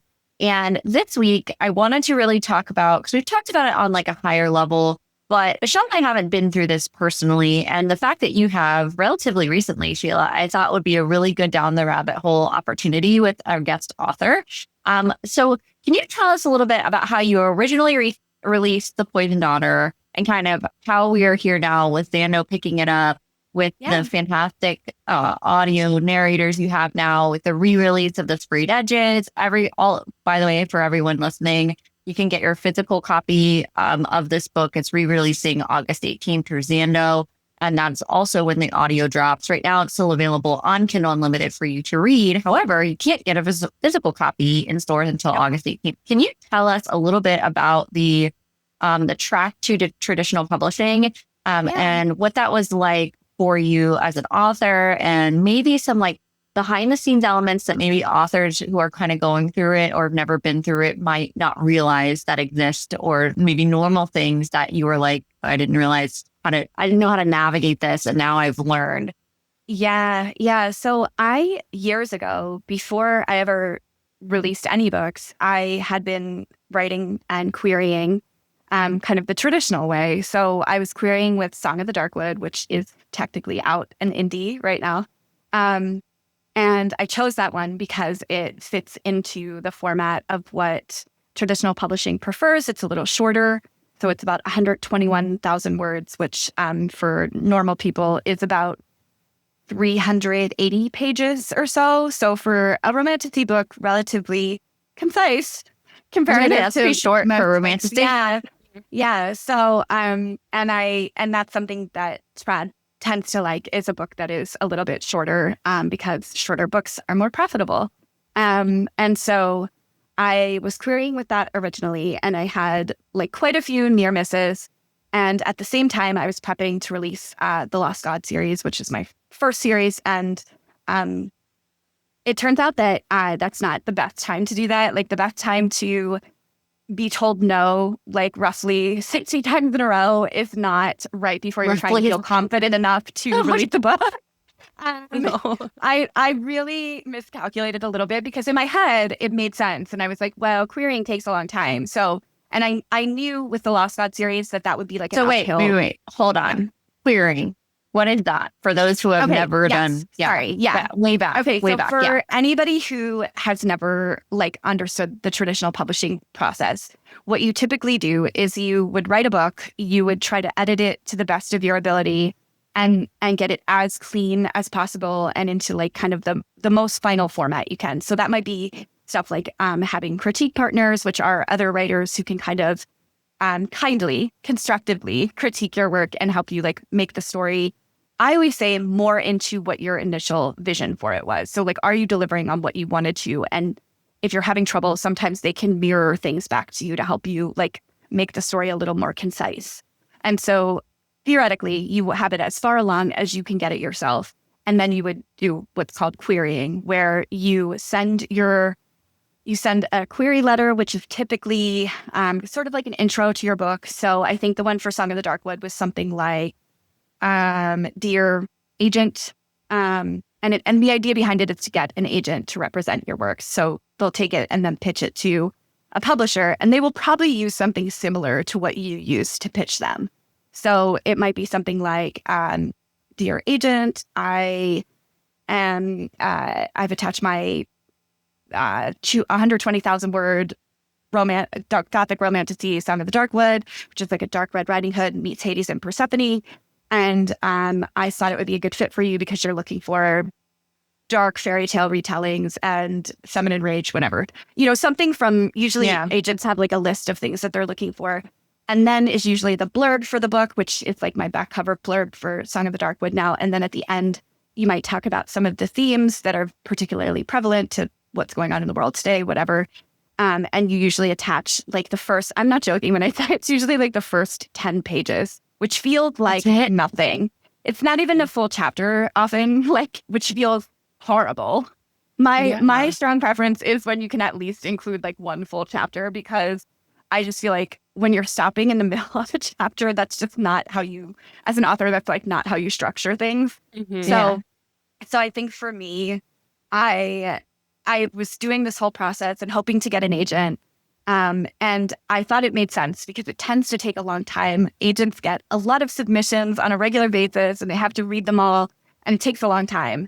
And so I was like, well, it's probably going to take like, a good 6 months or something. So I'd started, and in the meantime, I was like doing all this stuff to prepare to publish the Lost God series, which I had already written. It was complete. And I was just kind of in the process of editing the final 2 books in it. And so I was doing all of that. I finally kind of got to the place where I realized that I didn't really think that I wanted to go through that process because it's so much effort on the front end of trying to convince people that your idea is good before you ever get to try to like pitch it to readers. And I am chronically ill. I worked full time at the time, and I was like, this is not how I want to be spending my time. Like I just want to put my books out there, and I don't want to try to convince the industry to see things my way. I just want to like talk directly to readers and hope that they like the story. And so I published the Lost God series, and it did like fairly well. Like I think for someone who had no idea what they were doing, like I had no idea what the fuck I was doing. And I think in the grand scheme of things, it did pretty well for being very clueless and having not a lot of time and energy to do promotion. I didn't run ads. I didn't do anything like that. I really kind of relied on a small but mighty street team, and just my peers like giving me advice on different things. And it is really hard, I think, when you are chronically ill to be in that space, because especially with social media, there's kind of this drive to just go, go, go always. And so I really kind of had decided at that point that I thought that if I was ever going to go into trad, I would have to do it from a place of strength. I didn't think that I could go in and like be like trying to convince everybody on the front end, and then also convince everybody once I like my agents taking me to publishers.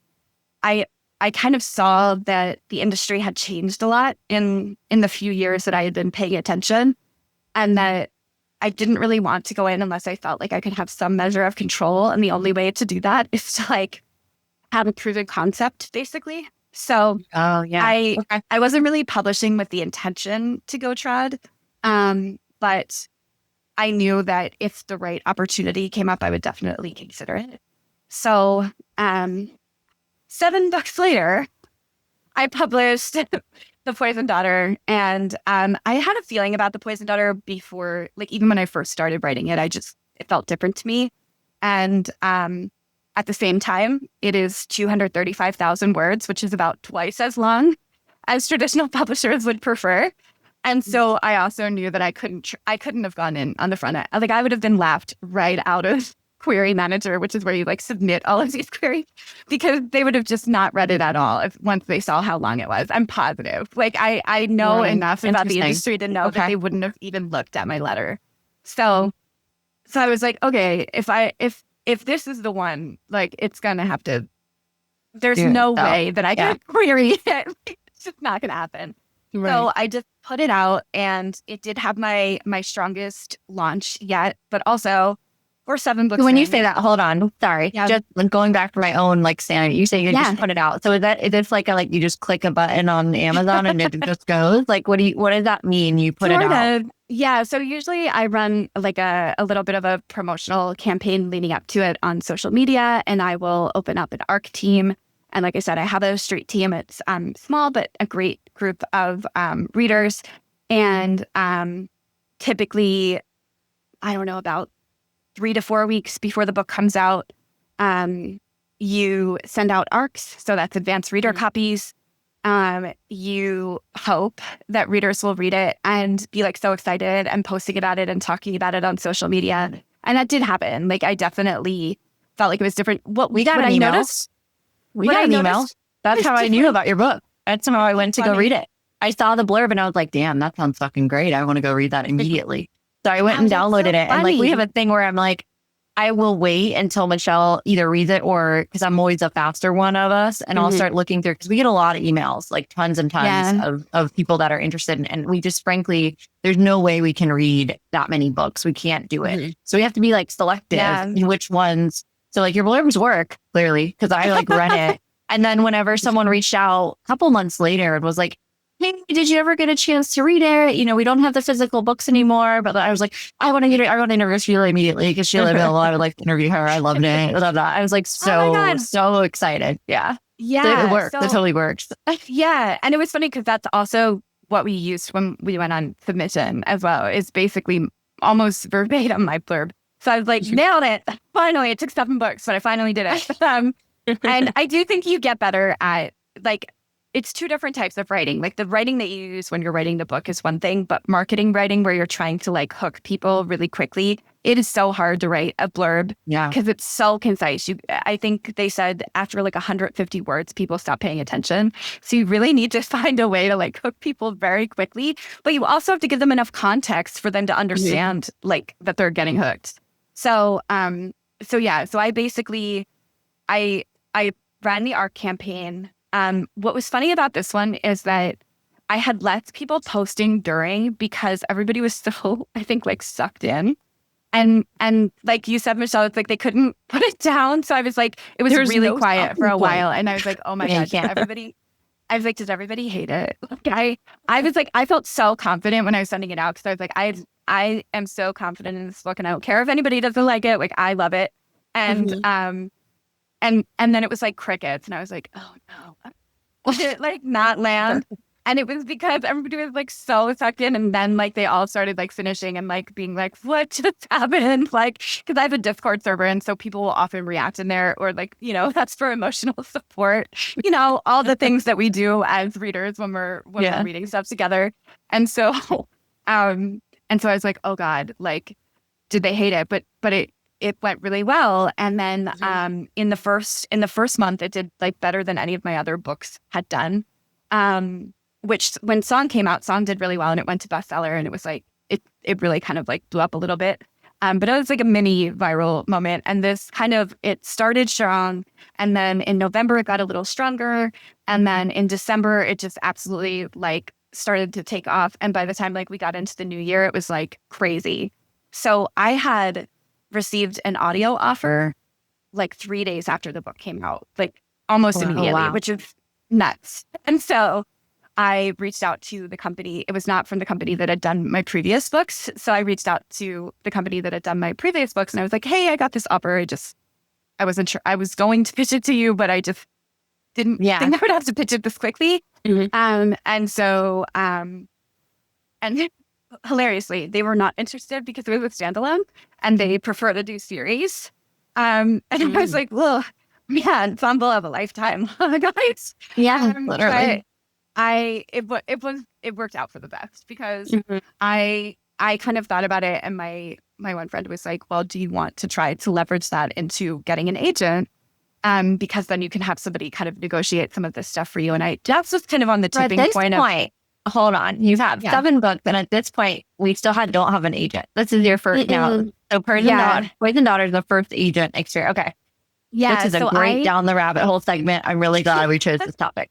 Very helpful for those who are listening who think like, oh, she's on her 7th book. Naturally, she's had an agent the whole time. This is interesting. Keep going. No. And the other thing is, I would always say, like, I did not have an agent, but I knew a lot about the industry, and I had a lot of peers who like shared their experiences with me. And I also always work with a lawyer for your contracts. I worked with a lawyer before this. So I did not have an agent, but I did have a lawyer. And do not sign any contracts without having a lawyer look at them. And that is like some of the biggest advice that we'll give everybody. Even if you're like, oh my gosh, I can't afford this. You can join Ally, which is the Alliance of Independent Authors, and they have a contract review in their membership. So you can have your standard contracts reviewed in there, and they will tell you which clauses and stuff to skip over. Or there are lots of communities of authors who are pretty robust and often have like old conversations about different things with different publishers, and you can kind of get a feel for how they've kind of worked through, like who they've worked with to kind of negotiate different contracts without having agents. So you can kind of get good resources from that as well. So that is advice that I would give to everyone, even if you're like on a budget. There are ways to do it on a budget. Yeah. I was fortunate to have a friend who is very lovely and helpful and helped me with all of this. So all of those were negotiated with a lawyer. And then I was kind of like, it would be nice because I was kind of getting to the point where I was getting BookTok opportunities and stuff like that, even for like my backlist books, where I was like, it would be really nice to have somebody who was handling this stuff, because I've kind of gotten to the point at that point where I was like, I am a little burned out on contract review. Like I feel like, and my lawyer was like laughing, because usually what happens is I will get a contract and I will mark it up and then send it to her. And she's like, yep, you nailed it. This is all the stuff I would have picked out.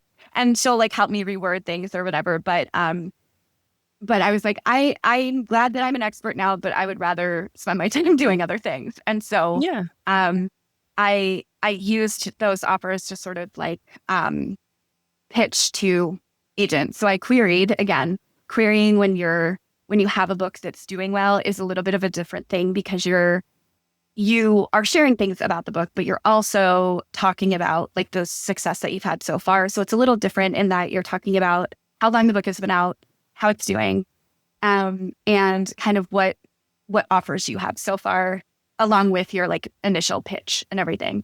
So I queried a couple of agents, and you know, I would say if you're in that scenario, typically if you're emailing in the subject line, you would say offer in hand or offer received, so that they know that you're coming in with business, because that always makes you a little more appealing. And so I had 3 agents right away who replied and requested my full manuscript. So I sent that over. And then it's like the waiting game. And you just wait and wait and wait. So I sent that up, and in the meantime, the book just kind of kept growing. And in the beginning of December, I got my first foreign rights offer. And that was the first time I ever have received a foreign rights offer for any of my books. And so I'd gotten one request from a Spanish publisher, and it was the nicest rejection I've ever received, because she basically said, I love the book. And she clearly read it. She read it in like a weekend. I'd sent it to her the one day and she read it really fast. And I was like, that's crazy that she read that. But she was like, the whole first paragraph was about how much she loved the book. And then the second paragraph was basically like, they're a new adult imprint. And she's like, it's a little too mature and dark and sexy for our imprint. But like, I loved it so much and it's breaking my heart that I can't offer on it. It's just not the right fit. And I was like, no, I was like, this is literally the nicest rejection I've ever received. So I'll live with it. And I was disappointed, but I was like, it's okay. And I was actually at a meeting for my day job where I work with one of my critique partners. And so I was like telling her about it. And we were like both like so bummed. And then I got to the airport to fly home, and I had another email from a German publisher with an offer. And I was like, oh my God. And I was like, it's happening. So then I nudged all of the agents who had my work and said, essentially, like, I have this offer. And then in the same week, I started getting other offers. So I must have crossed some like invisible threshold. I don't remember exactly what it was, but something that let them feel like it was like international publishers were noticing. And so I nudged the agents and said, like, hey, I got this other offer. Just kind of like, pay attention to me. And, of course. And then I did get a reply from one of them who offered me representation and set up a meeting in January. And I was like, oh my God, I'm so excited. So I was like, okay, we're going to meet in January and we're going to like see if we're a good fit kind of thing, because you don't necessarily want to go sight unseen. You want to make sure that like you have a vision that aligns and that they're on board with what you want to do, especially because I had every intention of staying hybrid in the long term. So I'm not really trying to be 100% traditionally published. My backlist is still indie. And I wanted to make sure that whoever I worked with was on board with some things being traditionally published and some things being indie. Mm-hmm. So over Christmas, the book like really started blowing up. And by the time everybody was back in the office from publishing in like the first week of January, I started getting all these requests from agents to have meetings. So not the agents that I had pitched, but other agents who had other ones. Okay, great. Yeah. Awesome. And then in the meantime, got a bunch of other international offers, and I started having all these emails coming in. I was like, I already keep a spreadsheet to keep track of everything. And I was like, okay. I was like, this is getting a little out of hand.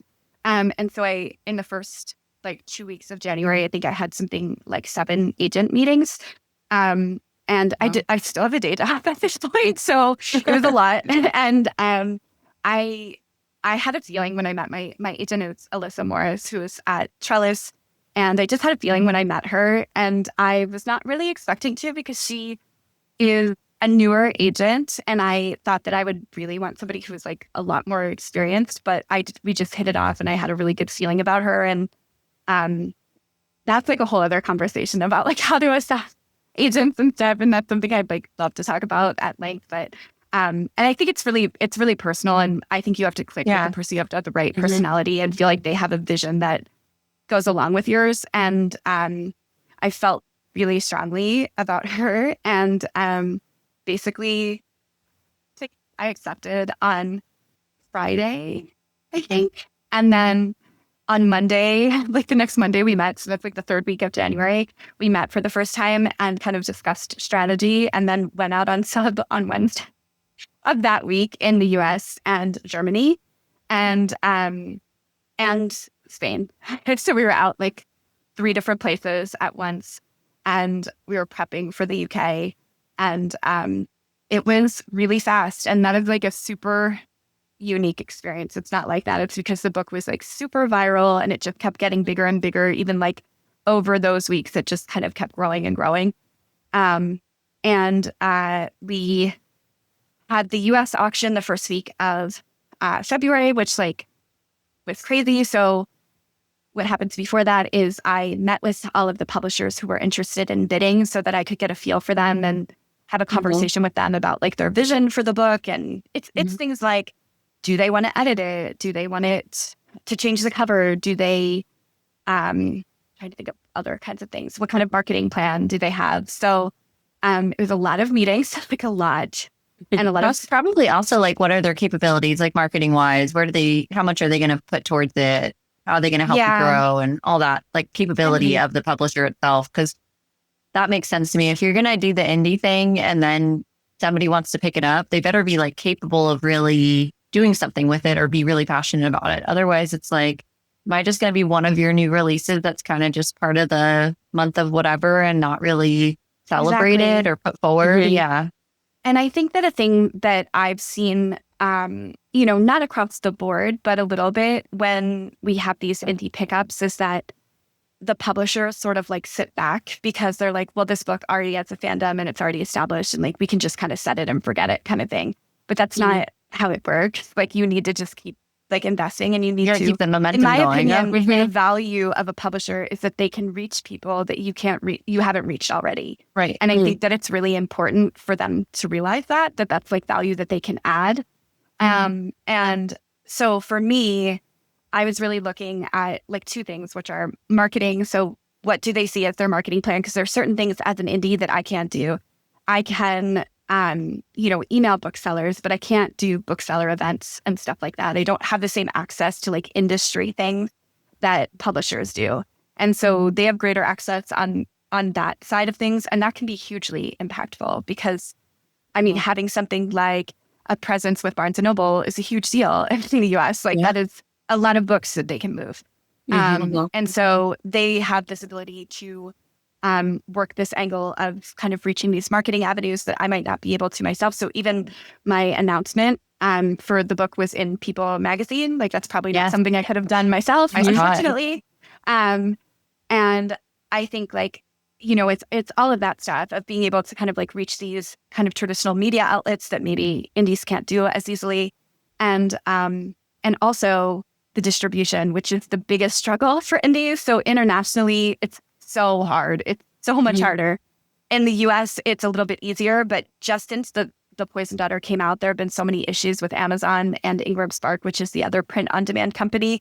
So I knew like that was such an opportunity so I wanted to see how they answered those questions. Yeah. And then the biggest thing for me was that I wanted to keep my ebook, right? And that is such a sticking point for most publishers. But in my opinion, and I will say that I will die on this hill, that publishers don't do anything with the digital rights when they have them. They mark the ebook up to like $15 to try to push people to buy the print copy. But we know that you can't treat print and digital readers as if they're the same. And a lot of your new readers, especially when you're talking about a debut, like I know this is my 7th book, but for trad purposes, this is my debut. When you're talking about a debut, you really want to make the barrier to entry to read it as low as possible. And that's part of the reason why my book was so successful on my books. It historically have been so successful on Kindle Unlimited because it's very easy to get people to try something when they're subscribed and they're not, theoretically, girl math, you're not paying anything. You're just reading it, I use that math every day. Yeah, exactly. And I think like it does work out because readers will take a chance on authors that they don't know when the barrier to entry is really low. And then I've seen it repeatedly. They will go out and buy the audio. Or buy the print copy. Because, or they I want the need to shelf have the trophy. physical copy now because I want my shelf trophy. Yeah, I need my trophy. I already read it and I want this straight edge fancy edition. I'll pay more for it because I already read it and I already know that I love it. And therefore I want the fancier, nicer. That's why I'm also waiting. That's why I was kind of okay with not getting the original release because now the fancy Zando one is the one I want anyway. So I'm like really it's excited so about pretty. that. I know. I'm like really excited for the really fancy spray nudges and all of that. So yeah, it totally worked. Yeah. Got us pegged. So for one of us. So that's what happened. Yeah. Exactly. So I knew that was going to be like a big sticking point as well. So that was like all taken into consideration with like the offers that we've received at auction. It was like the most tense day of my entire life. Climbing the walls. Was it virtual? Like going somewhere? Or like how does that work? Yeah, so I was home and my my agent was at her office in New York. And it's basically the way we did it is like a best bids auction. So basically that we told them that all bids had to be in by I think 11 a.m. and or 10 a.m. And the top 4 would move on to the second round and then have the opportunity to make like their best offer essentially. So So I was actually running late. I had an appointment that morning and I was running late. So I was driving home when my agent FaceTimed me and she was like, you need to pull over. And I was like, and so I was like, oh boy. And so I pulled over and she kind of went through and she was like reading them. And like, it was so crazy because it was the first round and it was already way more than I was expecting. And so she got to the top 4. Amazing. And it was a pretty big spread and they were all offering on slightly different things because some were offering partial rights, some were offering just audio, some were offering for 2 books, which I'm like, what are we doing here? And which is fairly common. Like often they want to secure like the next book because essentially assuming the book does well, they're getting it at a discount, So, well, you might do know. So we did that and then I had to wait another like 2 hours for like the best bids to come in. So that's where my mom came in. I got home and my mom came over and I like caught her up on everything. And again, she did her like for $1, like she does every time. And I'm like, Mom, God. But then she did the other thing that moms do where they tell you about every living person that you've ever met and what their kids are up to and what jobs they're working now. And I was like, this is actually exactly what I needed. I just need this like constant chatter because I'm like so anxious, but it worked out and it went really well, obviously. And then in the midst of all of that, there was a lot of like international stuff going on. So we also had an auction. Well, I think there were actually technically auctions in like 15 different countries or something. It was crazy. Oh, wow. Amazing. Not simultaneous, but there was a lot going on. And the US, the UK, and Germany are the 3 biggest book markets in the world. And they were kind of stacked up. So the US ended on Friday and the UK and Germany ended on Tuesday of the following week. And so it was like a lot of information in a really short period of time and a lot of decision making. And then in amongst that, they're all trying to like make offers to try to like avoid the auction too. So we kept getting like interrupted by that too. And me being like, oh God, it's like really, really hard to like turn down somebody offering you like the most money you've ever been offered at once. And you're like, no, that's not. But I think you have to have a lot of patience in this whole process. And that's why you have an agent is like, they understand the industry really well. They are going to help you strategize. They're going to give you context for why they're saying not to take that money, and I think like even with the first, I really learned like with the first German offer that we got, it was a very strong offer and way more than I was expecting. And so when my agent said in there, my foreign rights agent, Allison said, this is why, I would suggest not doing it. Like, I really needed to trust her. And she's like, we can have a call if you want me to like walk you through it. And I was like, yeah, if you want me to say no to the most money anybody has ever offered me in a day, you're gonna need to hold my hand. Like, I can do it, and I'm very like logical. It's just I need somebody to like be like, it's gonna be okay. And that's why you have them, is like they're really like the business mind and the strategist, and their job is to understand the market really well and to understand each of these players and how they come into it, and to try to like get you the offer that matches what you're going for. So it required a lot of patience and a lot of like I don't know, like deep breathing, all of the anxious energy, but it was really good. And so once we agreed to that, then it's sort of like you have to figure out when you're republishing and what it's going to look like. And we knew we wanted to be a hardcover with the sprayed edges, because the indie version was like a little bit upgraded. Like, it had art on the case cover, a parallel floating on our back. Actually, it's the same art. So, but it will print. It's gorgeous. Yeah, it will print so much nicer on their printers. I've been like blown. Like, they sent me ARC copies, and I'm like, the purple looks so much better. So beautiful. Not that I don't like my originals. It's just that print on demand printers are just not the same quality as like the professional, like the very high end, like high volume printers that publishers use. So Sheila, if you wanted to send us art copies, like, we wouldn't be mad about it. I'm just I have these for Imaginarium, which is an event I'm going to in a couple of weeks, but I'm trying to get them to send me more, because I'm like, you guys, so many people. Like, I have so many people I want to send art. When I'm like, this is the one downside, is I'm such a control freak, and I'm like, well, I would like to have roughly 500 arcs, but I can send them to everyone.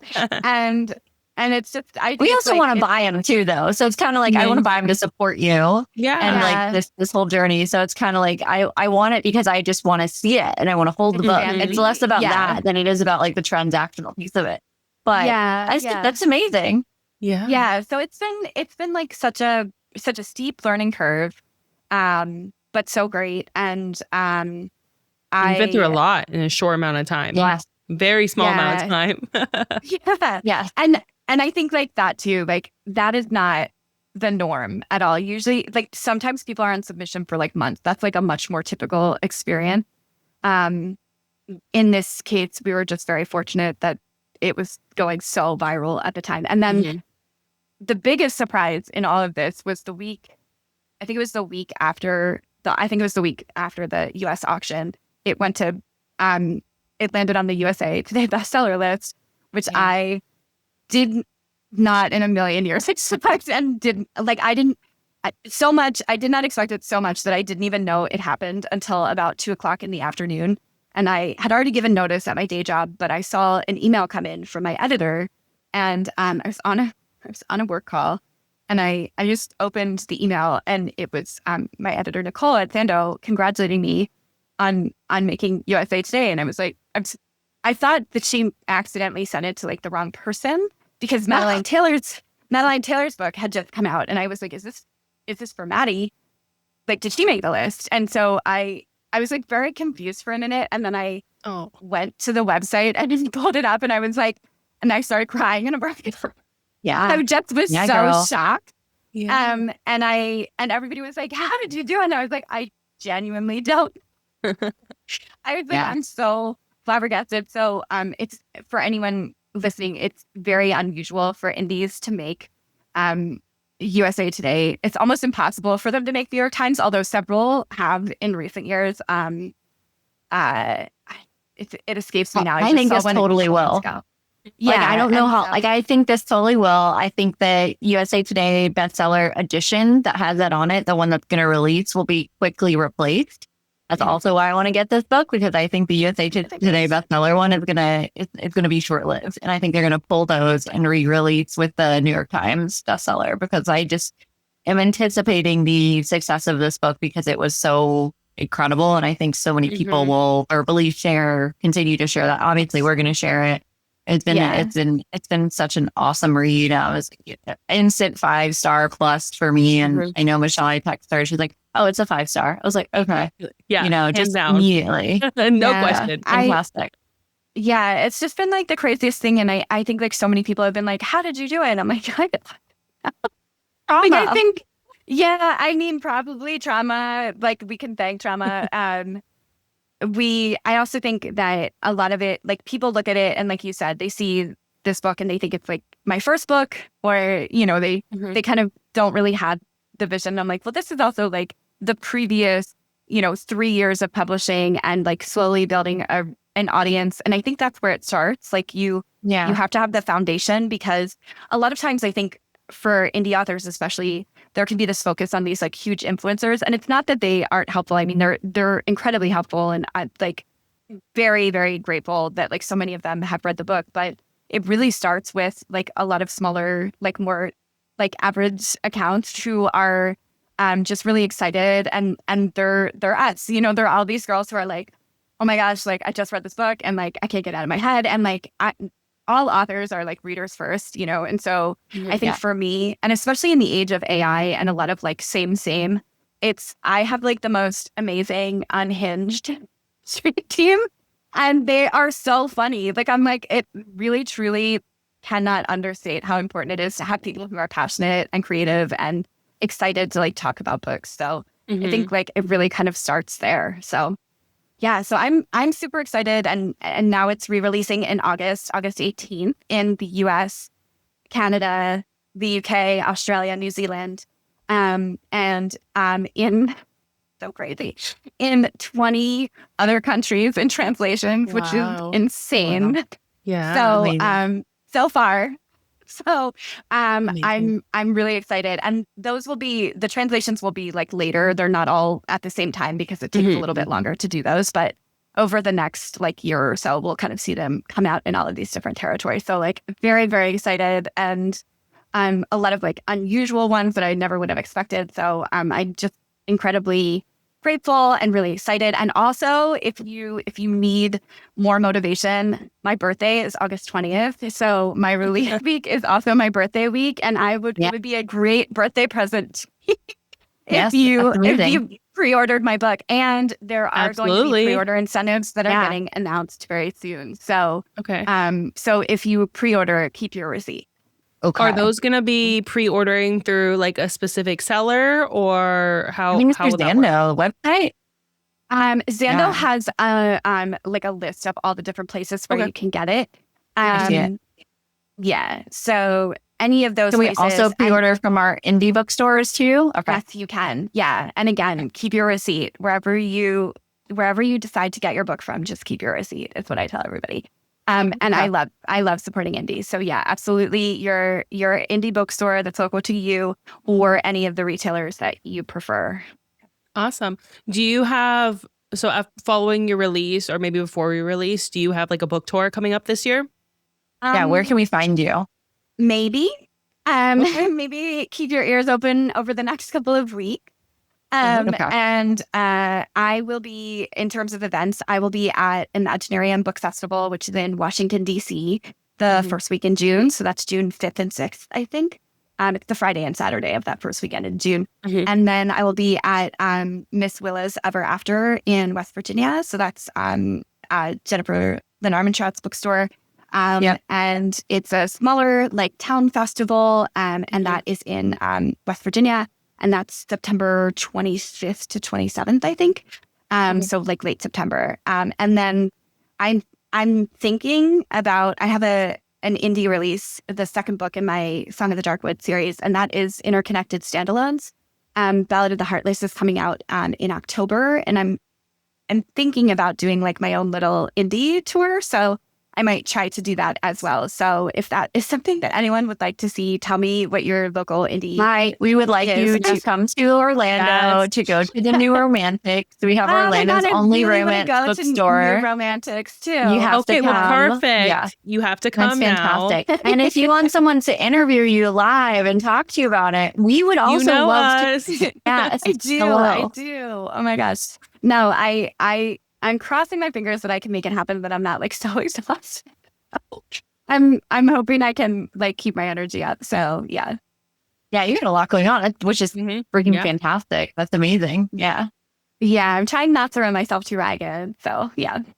Awesome. Okay. Yeah. Well, thank you for being on the show, Sheila. We've had such a tremendous time with you. We have one more segment to kind of get you through, which I think you're going to enjoy. So I'm Michelle, ready. let's kick us off. So now it's time for mystery Q&A. These questions are completely random and they have not been shared with any of us prior to asking. So my question is going to be on the vein of it is almost summer, or it is kind of summer, because it's hot as fuck in Florida. But it's almost summer season with the end of school and all of that. So ideal vacation. What is your dream ideal vacation? Money's not an object. And where are we going after a long book for? Yeah. What are we doing? Yeah. Oh my gosh. Probably. Well, summer is a little rough for this location, but probably the Amalfi Coast, which I know in summer is hot and humid.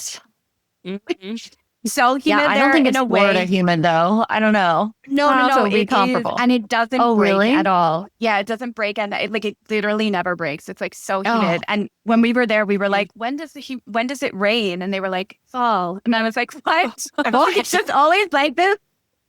It was like, this is cruel and unusual. My people are from Ireland, where it's like never warmer than like 80 degrees, and it's like absolutely not. So yeah, I think the Amalfi Coast, because I want to sit by the sea and have like a little lemon sherbet type of thing. Yeah, yeah. Absolutely. All right. See lemons the side of my head, Yeah. Yes. That's always fascinating to me whenever I see those that go viral, the different lemon things that they have for Amalfi. Yeah. So have you been before, or this would be like your dream option? I have. It's just been, I think I went in 2016. So it's been like 10 years. Yeah. So you want to go back. I like it. Yeah. Okay.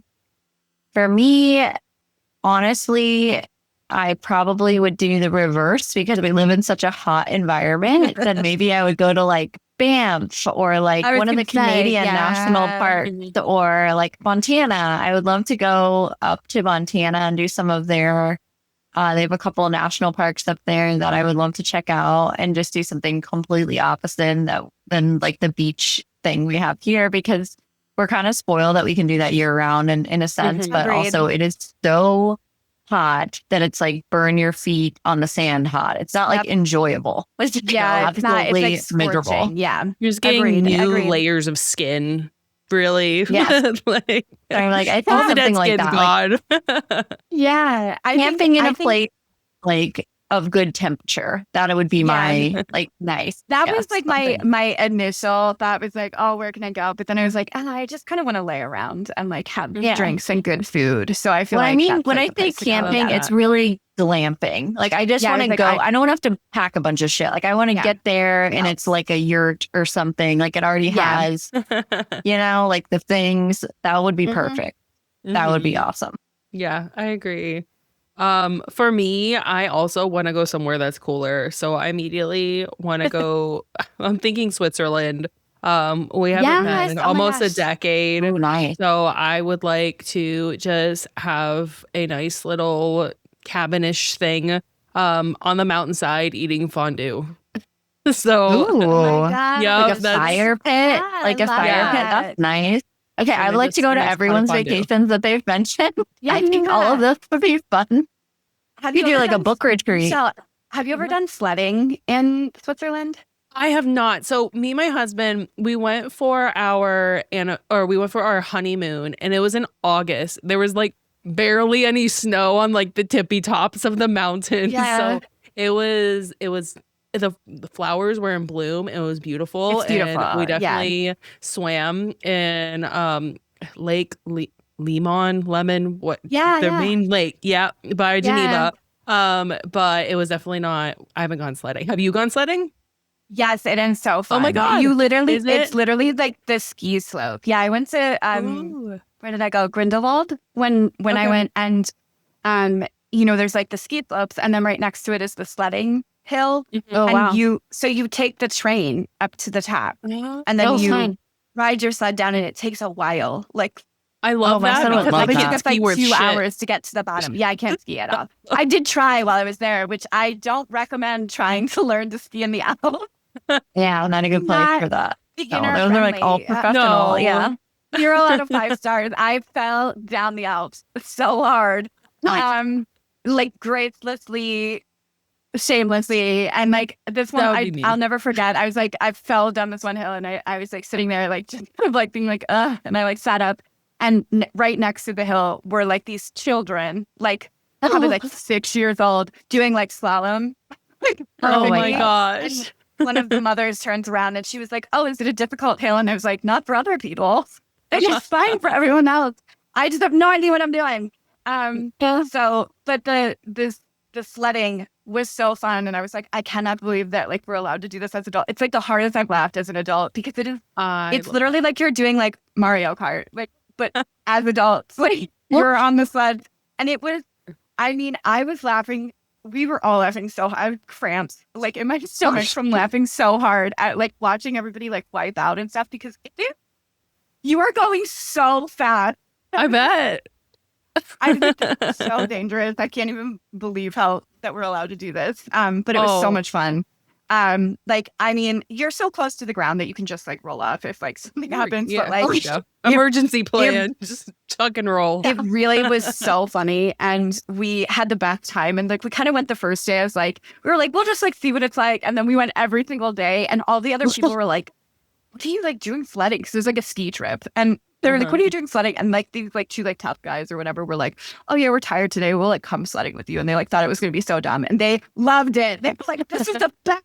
And I was like, I told you. I was like, it is like genuinely really fun. And I think it's because you can take the train up and just like go down all day and you can stop and like get like, you know, wine or beer. And then take the train back up and it's like low key. pastry. Yeah. Yeah. And Not then worried about I like got- ramming into each other. Like the last time I went skiing, I never made it Skiing's past the stressful. baby slope. I Yeah, was it's with 5-year-olds. I was like Bambi with the 5-year-olds. Yeah, and I'm gonna No. like mow down some kid and then feel terrible because I don't know how to stop and I'm big. The ground is so much farther away. Exactly. I've never tried snowboarding for that reason. The whole idea of like course my they have 2 no feet fear. strapped to one Yeah. one board, I was got like, it. that's not happening. I would keep trying cannot. to move them separately. You know, like I would keep like trying to lift my feet. Yeah, I know. There's no way I couldn't adapt. There was no way Yeah. I could do that. Okay, so I have a question. Yeah. So my question for you, and generally, is like, and it's technically not supposed to be bookish, but the fact that you mentioned poisonous plants in your book, I was like, okay, she must be somewhat of a plant girly, and maybe this is totally off base. But if you were to go buy a plant, like, what's your go-to plant of choice? What are we like? What's our plant friend? Who do we like? Such a good question. I do love plants, and I actually have 1, 2, 3, 4 in this room. There you go. They're just all behind you. So I really love my pothos. I have a neon pothos that I love, and philodendrons, just because they are very low maintenance and they always look good. Like I've had them for 6 years now, and like the fact that they've stayed alive this whole time is impressive. I mean, truly in spite of me. And I think those are probably my favorites. I did used to have a monstera that essentially, again, despite my neglect, just really thrived in our guest room because it had a lot of natural light. And I thought it would be too much because most of the plants that I put in there got sunburned, which plants can get sunburned, by the way. And so I had to like give it away. It was like taking over everything. It was huge. It was much bigger than me. I couldn't move it by myself. Oh gosh. Okay. And I'm 5'4", so it was very big. Yeah. And I was like, okay, well, I have to give this away now. So, but that was like previously my pride and joy, and his name was Hank. Mhm. Yeah. Okay. No, good Oh, so you question. named him. All right, Michelle. What about you? I am not a plant girly at all. I have like 2 plants. I have a monstera that has not died yet. I watered it this morning, so I remembered for once. And I have one of those vine plants that are in the bathroom because it gets a lot of natural sunlight. Yeah. And it refuses Like to humidity? die. Yeah. So Yeah. it's good. I cannot. My Yeah. husband is the one that keeps all the plants outside. Like he'll like we have like blackberry a bush now and we have like Yeah. tomatoes growing stuff. That is not me. I've had no reap luck the with benefits. outside plants, but my inside plants seem to thrive no matter what I do. So there's that That's at least. great. How about you, Danny? I like a good ZZ plant. They're difficult to kill. So I've had some success there. What I really love some cute like succulent plants, and I've killed all of them. They just I've killed don't. so many succulents. I've and, killed like, so many It's kind of succulents. embarrassing because like they're supposed to be easy to take care of. They're and I'm so like, cute. I know. failing Exactly. so They're hard. like they Yeah. market them as like the easiest plant, and I cannot tell you. I have killed more of those than any other plant. I have 2 fiddle leaves, and those things should have died a long time ago, and they're They're carrying so on. finicky. Yeah. And I'm like, my succulents dead. They're like they at the loans or wherever your homes repair stores, whatever. You go in and like they're like, look at the succulent. It's right here. It's in direct sunlight this whole time, and you don't even barely have to water. I'm like, okay, great. Put it in the cart, and I sold it. Like it's like a banana or an avocado. I get home, and it's just like things are already falling off. Yep. I'm like taking it Didn't out of the car, get and there's gifted stuff one falling too? off of it. Huh? You recently got gifted one too, didn't you? Yeah. Well, What I thought. Yeah. Is it alive? hey, we're trying our best here. I don't know. It's doing its thing. I put it by the It's put it over in the sunlight. crocheted, like the crocheted one. Yeah, I need Yeah. those or like completely fake ones because like I did Yes. like you give it the ice cube, right? And you're like, Yes. okay, let you slowly get your water. I'm gonna put you in not direct, but sort of direct. Okay, the light shines at this time, so you're getting the heat. Yeah. You know, don't overthink it, but I did like really because I've killed so many. I'm like, finally, I'm gonna be successful at this. I have yet to. So succulent is the dream. We're just not there yet. It does make me feel better that others have struggled with this. Yeah, no. Yeah, totally. It's not just you. Yeah. No, not at Well, all. Sheila, you can ask us a mystery Q&A question if you want. We don't have to put you on the spot, or we can move on. It's up to you. Okay. How about like can I do a fuck, marry, kill of characters Yes. from the book? Okay. Absolutely. please. Yeah, Okay. let's do it. Okay, fuck, marry, kill, but it's Henry, Helen, and Bryce. Oh, Oh God. okay. Michelle, you can go first. I would She threw you right under the fuck bus. Bryce. Bryce would be a That would be good fun. time. Yeah. Be a good time. And he has Kenny Meyer's magic. So yeah, Mhm. he would be a good time. Yeah, no, he would. Yeah. And then I'd marry Henry, and then unfortunately I'd kill Kellen. Poor Kellen. I know, Okay, poor so- Kellen. It's not that Kellen, anything's wrong with Kellen, but I feel like his healing magic would be important. And I Mhm. kind of like the possessiveness. I normally don't like possessive, but I actually liked it in his same. character. Like Same. usually it's like an ick for me, but his Agreed. touch me and die. I'm I'm like, like- ooh, okay. It really, Maybe you can it bite really me. is like in real life, you're like, no, ever to this. But like No. for some reason it works in books. Like I'm like Mhm. in real life, I would be like, let's be serious. Please, sir, Yours- calm down. I don't think so. Yeah, I don't think so. But like in the book, I'm like, oh, okay. Oh, sure. I Do whatever you want, Line sir. around. Yeah. I'd switch to a minor. I agree with you, but I'm going to use a loophole. And I'm sorry, but I'm not that sorry. So I am going to fuck Kellen because I feel like he already has, knows what he's doing. Clearly, we already got a third on the way. We're that's successful. We know what we're Easy. doing. Then I would marry Bryce, and then I would Mhm. kill Henry because Henry can come back. So he's not really dead. So Okay. that's my loophole. She's cheating. I cheated. Yeah, that's I cheating. totally. I'll take it. I'll accept it. That's you cheating. can use the rules of the world to benefit yourself. You didn't exclude it as a rule. It's So I feel true, like yeah. I support it. I get it. Yeah. So- Okay, but what about you? Yeah. So hard. I think Just why choose? so torn. Honestly, can I just? know. why Honestly, choose it? sometimes no, we it could just do really that. is because My I feel world. like Helen is such a good husband. You know what I mean? Mhm. Like Harlow says that thing about how he would spend all this time going to all the shops around town to find like a book that Libby hadn't read yet. Which like if you're in like an enclosed space, like you only have so many options and stuff. And I love that like that was like something that he always did. And that like Harlow noticed that like intention that he like brought to their relationship. And they've been together for such a long time that like he's still doing that. It's like he's very like still has that romance. Sheila, it was a tough call. I almost married him, but the reason I went with Bryce because he was really funny. And I was like, I know that's a good one. I'm gonna I know. And I think I have to agree too. I think it's really hard to pick between all of them. Yeah. And obviously Henry, he's great. Yeah. So what are we doing? We're doing the thing. What are we doing? I think I would have to marry Henry and fuck Bryce and kill Kellen.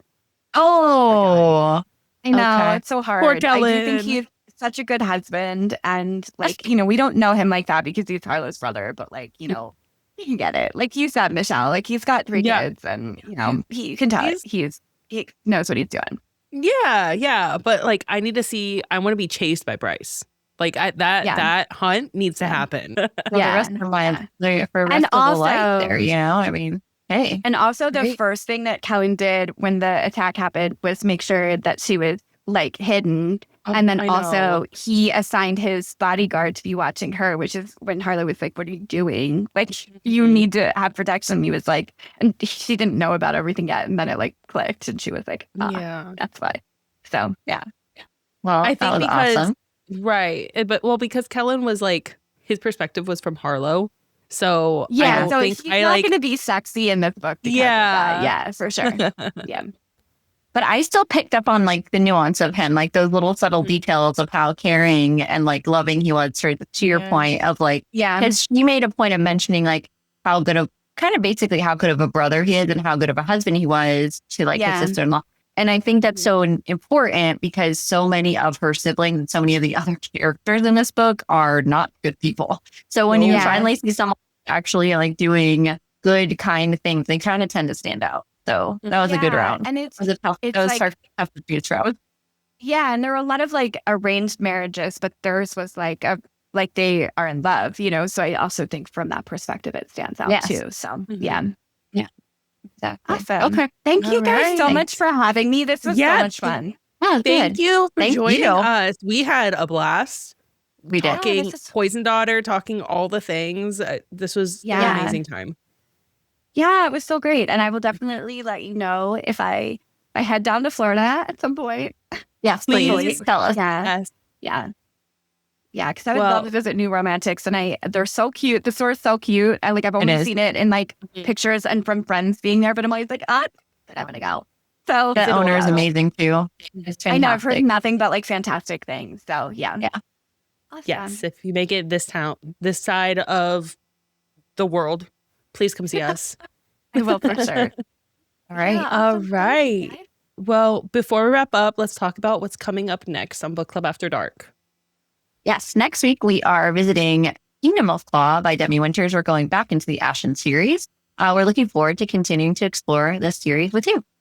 And don't forget, we want to hear from you if you have thoughts on The Poison Daughter or anything we've been reading. Or if you have suggestions for future reads, drop a comment below or message us on one of our social media platforms at Book Club After Dark Pod. Show us your fan art, theories, or anything bookish you'd like to share. You can also visit our website at bookclubafterdark.co. You can stay up to date on everything that we're covering. And if you want to reach out to Sheila, she has her website as well, ShielaMasterson.com. And you can find her books with Zando projects as well.